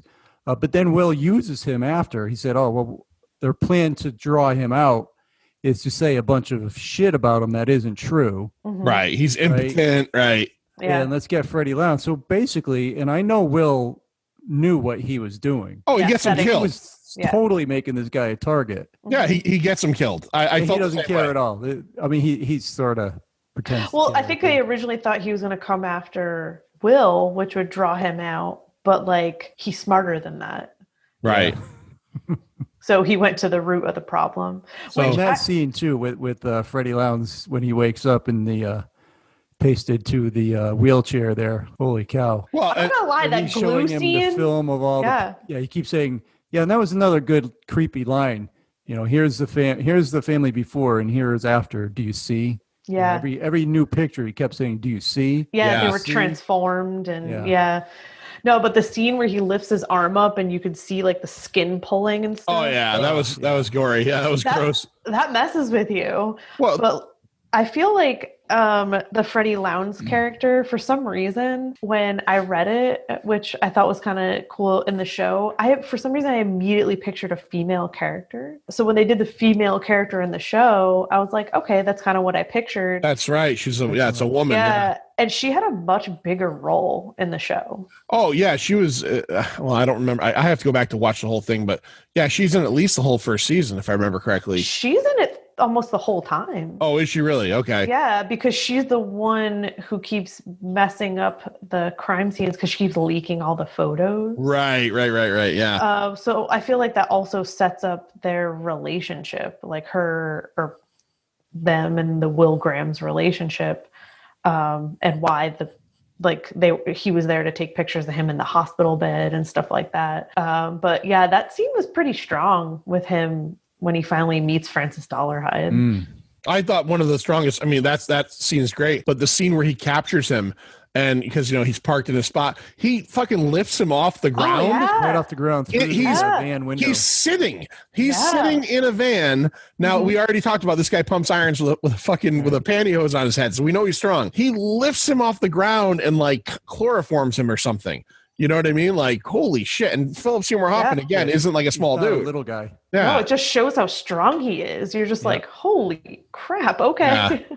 So we get to the end where we find out Will gets home. He thinks everything is okay.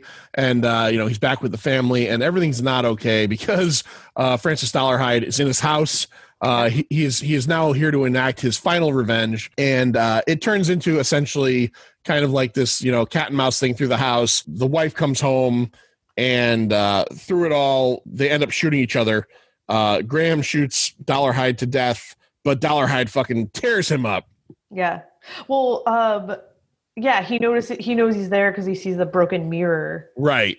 And then when he goes upstairs, he goes in to check on the marshmallows or something. Yeah, exactly. And then sees him in the room with the kid, and the scene where the only way he knew to get him away from him was to speak to the boy, like the grandma. He read like the journal and stuff. That's right. Yeah. So he started saying all kinds of nasty shit to make Dollarhide say, "Hey, don't talk like that to that kid." Yeah, and you could see that change in him, where like one minute he has the knife to the kid's throat, and then Will Graham starts shaming the kid for peeing his pants, and you just see Francis Dollarhide like bring him in, like hugging him, like protecting him. Yeah. And then he tosses him aside, and then that's when their whole fighting scene happens. Yeah, I think Edward Norton drops an F-bomb in there. He calls him an F word, and it's pretty hardcore. Yeah. But he's a smart dude. He knows what this guy's been through, and he knows how to, he's going to make him empathize with the kid instead of look at him as a victim, like you guys said. Yeah, and he does, and then they end up shooting each other to pretty much fucking pieces. Yeah. Luckily. The wife is the one who takes him out. Yeah, she finishes him off. Right. Yeah, because at that point they're all both behind. Well, Will's behind a closed door. Yeah, Dollarhide is in the hallway, and he's trying to break through the door, and then all of a sudden, nothing. Yeah. So Will's able to look through the slats in the door and sees her coming up the stairs, and she gets in the middle of the hall. He yells through the door, "Get down!" And then he just starts shooting through the door, and they both shooting at the same time. Yeah. Can I point out? It was a pretty intense scene. It's a great scene. And I want to point out that it gets extra points because they do something in this movie that they don't do in any movie that everybody should do. Is after they shoot each other through the doors, and fucking Mary Louise Steenburgen comes through into the room to kind of like see if Will's alive or dead.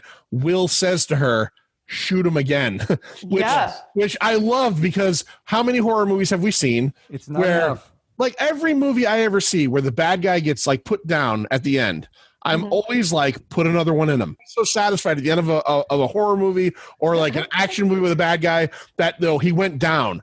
Go back over. You got 4 more bullets in that gun. 4 more right in the fucking head. Yeah, and she gives him I think 4 headshots. Yeah, no, and I love that about this movie is at least like they don't go with the dumb Hollywood shit where, a second later he just gets up again. Yeah, or he just disappears completely. Right, Michael Myers. Yeah, exactly. 6 times. No, he tells her, fucking kill him. Yeah. No, I think it's that scene where she's in the hallway. You see it from Will's perspective that Mary Masterbergen or whatever. She has a fantastic, absolutely beautiful back. She does. Again. Yeah. She looks good even taking out serial killers. She's she doesn't have a lot to do, but she looks fantastic. She looks good doing it. Yeah. Well, she does kill the bad guy, so hey. Yeah. Yeah, good for her. So we get one final scene that is obviously a bookend and to Silence of the Lambs, where Chilton comes to talk to Hannibal one last time. And, this is like, it's not an early... we're so used in movies and TV now with fan service where everything, we have to connect it to this, we have to connect it to that. And they didn't have to do that with this, but they chose to do it. And it's a cool moment because the last line in the movie, there's a young lady from the FBI who's coming to see you. Yeah. And what is the last thing he says? What's her name? Right? Yeah. And then they just cut it. And it just cuts. I don't always like when they feel like they have to force feed like the next, okay, we know Silence of the Lambs is coming. We know it no matter what, but I did like that moment because, he has this like mischievous joy on his face. And if you've seen Silence of the Lambs, what he does, to her, he fucks with her head. Clarice becomes the new Will Graham, basically. Right. Exactly. Yeah. Right. Yeah. And I always thought it was cool, their relationship where he would never hurt her. Right. Because he respected her too much, which kind of like made you question whether or not he was actually going to fully kill Will Graham because he supposedly had the same respect for him. Well, he did hurt him, though. I don't think he would do that to Clarice. No, he wouldn't. Yeah, He cuts his hand off in the last movie to get away clean. Yeah, because he didn't want to hurt her. Right. Yeah. Yeah. I'll tell you though, that scene, not to talk, but it's related. The scene where with oh my god, I can't remember his name. The actor where he cuts the skull off. Oh, Ray Liotta, yeah. Ray Liotta, that's it. Yeah. And he feeds him his own brains. That is a strong scene. Yes, I saw that in the movies, and I was like, there's a lot in that one. The whole Gary Oldman with the face, the Mason Verger character. There's a lot of stuff in that. You're just kind of like, I'm not gonna have the popcorn tonight. Yeah. Tonight I'm not having snacks at the theater, I don't think. Dude, but the best is when he feeds him his own brain and he's just like, that's not very good, buddy. Yeah. I do remember that being very disturbing. Yeah, it's super disturbing. I think at one point when we first talked about doing this, Melissa, I think you picked Hannibal first. Originally, but then I feel like Red Dragon had more to talk about. Yeah. No, and I'm fine. I'm happy you picked Red Dragon. Yeah. But I think that scene at the table too, when she watches him feed him his own brain, that's when Clarice is like, I'd like some wine now. Yeah.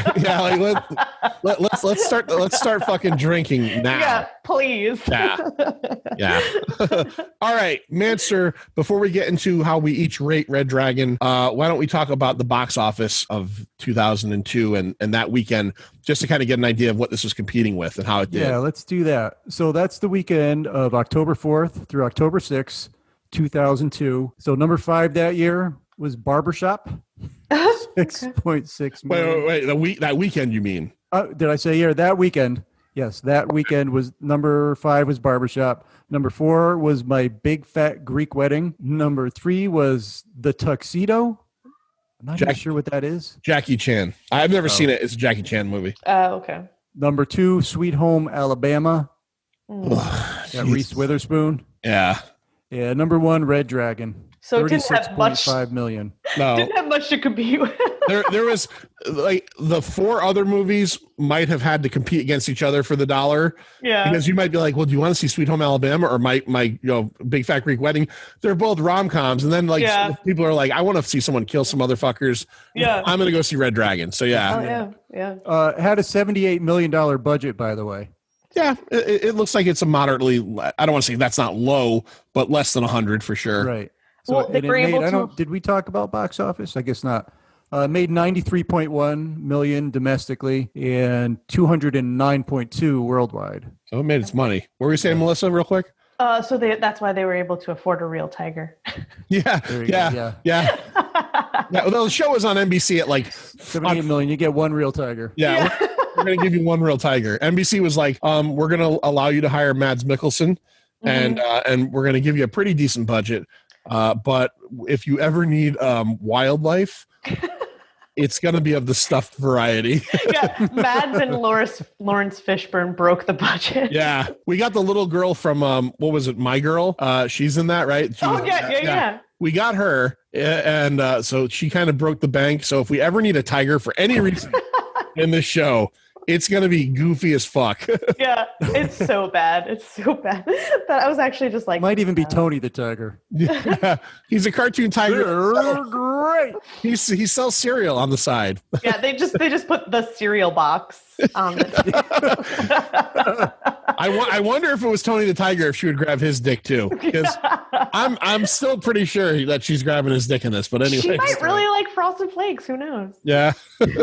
Oh, I should have went with Frosted Flakes. See?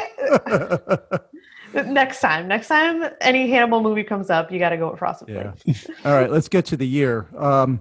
So for the year 2002, Red Dragon was 29th that year, 93.2 million. Other films that year: number 10, Chicago; number 9, Ice Age; number 8, Men in Black 2; number 7, Austin Powers in Goldmember. Yeah, baby. It just Number shows 6. the general public is wrong. Yeah, it's wrong. Number 6, Signs. Oh, okay. All right. Any feelings for that one? I'm going to go with an eh. Yeah, I liked it when it came out. I don't know if it would hold up now. Yeah. Number 5, My Big Fat Greek Wedding. Yeah, that was a big movie that year. That's a huge independent movie. That movie made a lot of money. Like number 5 for the year, and who the fuck would have known what that was? You know what I mean? Yeah. This next series seems to come up on every freaking year that we do. Number 4, Harry Potter and the Chamber of Secrets. Yeah, because they're making those every fucking 2 years. Number 3, Star Wars Episode 2, Attack of the Clones. Wow, that wasn't number 1? Nope. All right, John, you got the top 2. 2002? 2002. What are the top 2? I think number 1 is probably Spider-Man. Yes. Yeah. 2002. Hey, you said Harry Potter. We said, I can't believe fucking Star Wars isn't like number 1 or 2.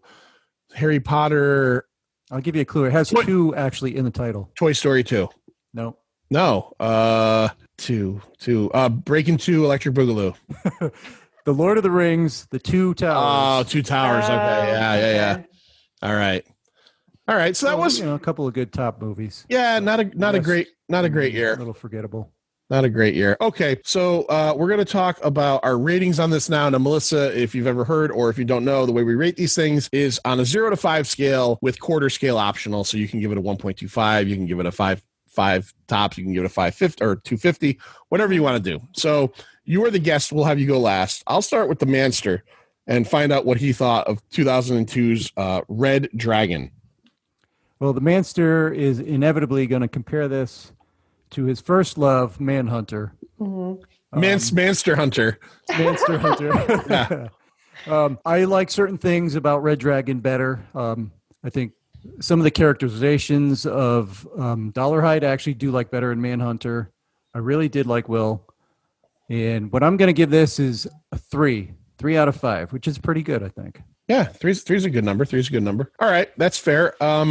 So my grade, I started with a 3, but part of the reason I went with a 3, and that it was the solid 3, as we've said before, where I think this is a really good movie, but a 3. Part of it was because of what I said earlier, where after the first viewing, you know what's happening, so some of that stuff is kind of taken away from you.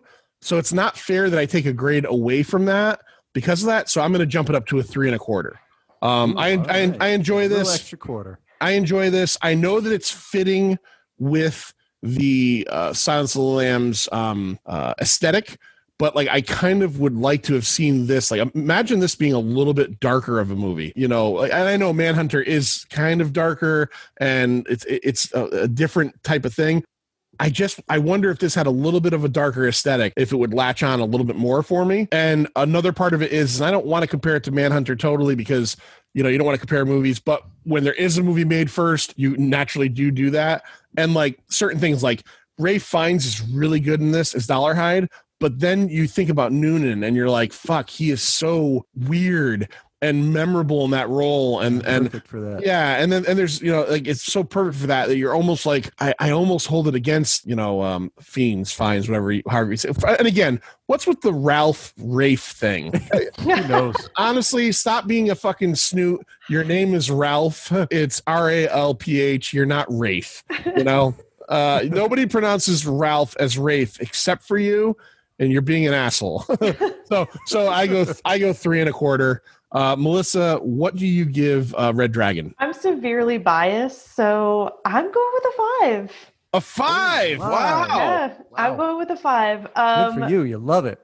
Yeah, mostly because I feel like content-wise, it is a very unique film. It was a unique film. I feel like there's, and I could be wrong, there's not a lot that is like it or compares to it. And if you think about it, like Hannibal Lecter in general is up there with like one of the most like iconic literary characters of all time. And screen villains. Yeah, definitely. Like there's no competing that. And while you have your like, your typical slashers and things like that, like I feel like Hannibal just takes it to a different level, and it'll always be one of my all-time favorites. All right. Oh, so here's a question. Taking the not bringing Hannibal Rising into this, but taking the 3, kind of, if you consider this a trilogy, do you also give Silence of the Lambs and Hannibal 5s, or do those differ? I would say it would compete top for me, Red Dragon and Silence of the Lambs. It'd be very hard for me to pick which one's my favorite, but I feel like honestly Red Dragon might win for me. So Silence of the Lambs might be second. Hannibal would be third, only because you see the continuation of it. But I mean, I feel like, okay, you kind of saw where Hannibal ended, but was it a necessary move or movie or whatever? I don't feel that. Hannibal Rising, the only reason that I appreciate it is because it gives you a small peek behind the curtain of what Hannibal Lecter is, because as we all know, we all like an origin story. I think it's unfortunate, but sometimes we do, you know, like we don't need to know why Michael Myers is the way he is. And I don't think we need to know why Hannibal Lecter is the way he is, but someone did. Thomas Harris wrote a book about it and someone made a movie about it. I saw the movie once. I don't remember it being terrible, but I remember it being like at the end, like, I don't know. I didn't need this, but it really wasn't great, but I've never even seen it. Yeah. I mean, you could see why, okay. You know, also the timeline is weird for me because if I'm not mistaken, it was like World War II. Yeah, it was World War II. Yeah.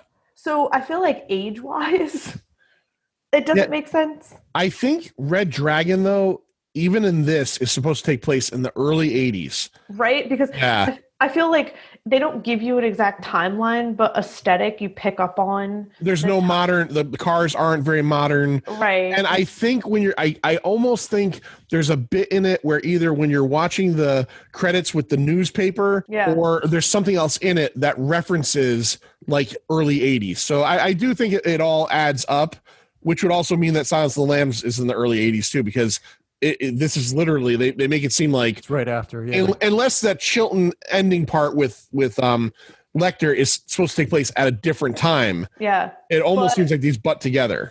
I feel like that was my only issue with the show, is because Hannibal is supposed to be older, so his age in the movies makes sense, but his age in the show didn't make sense. Right, because he's much younger. But he has those suits. But it's the suit. It's the suit. Maybe it's the suits that take away from his age. Yeah.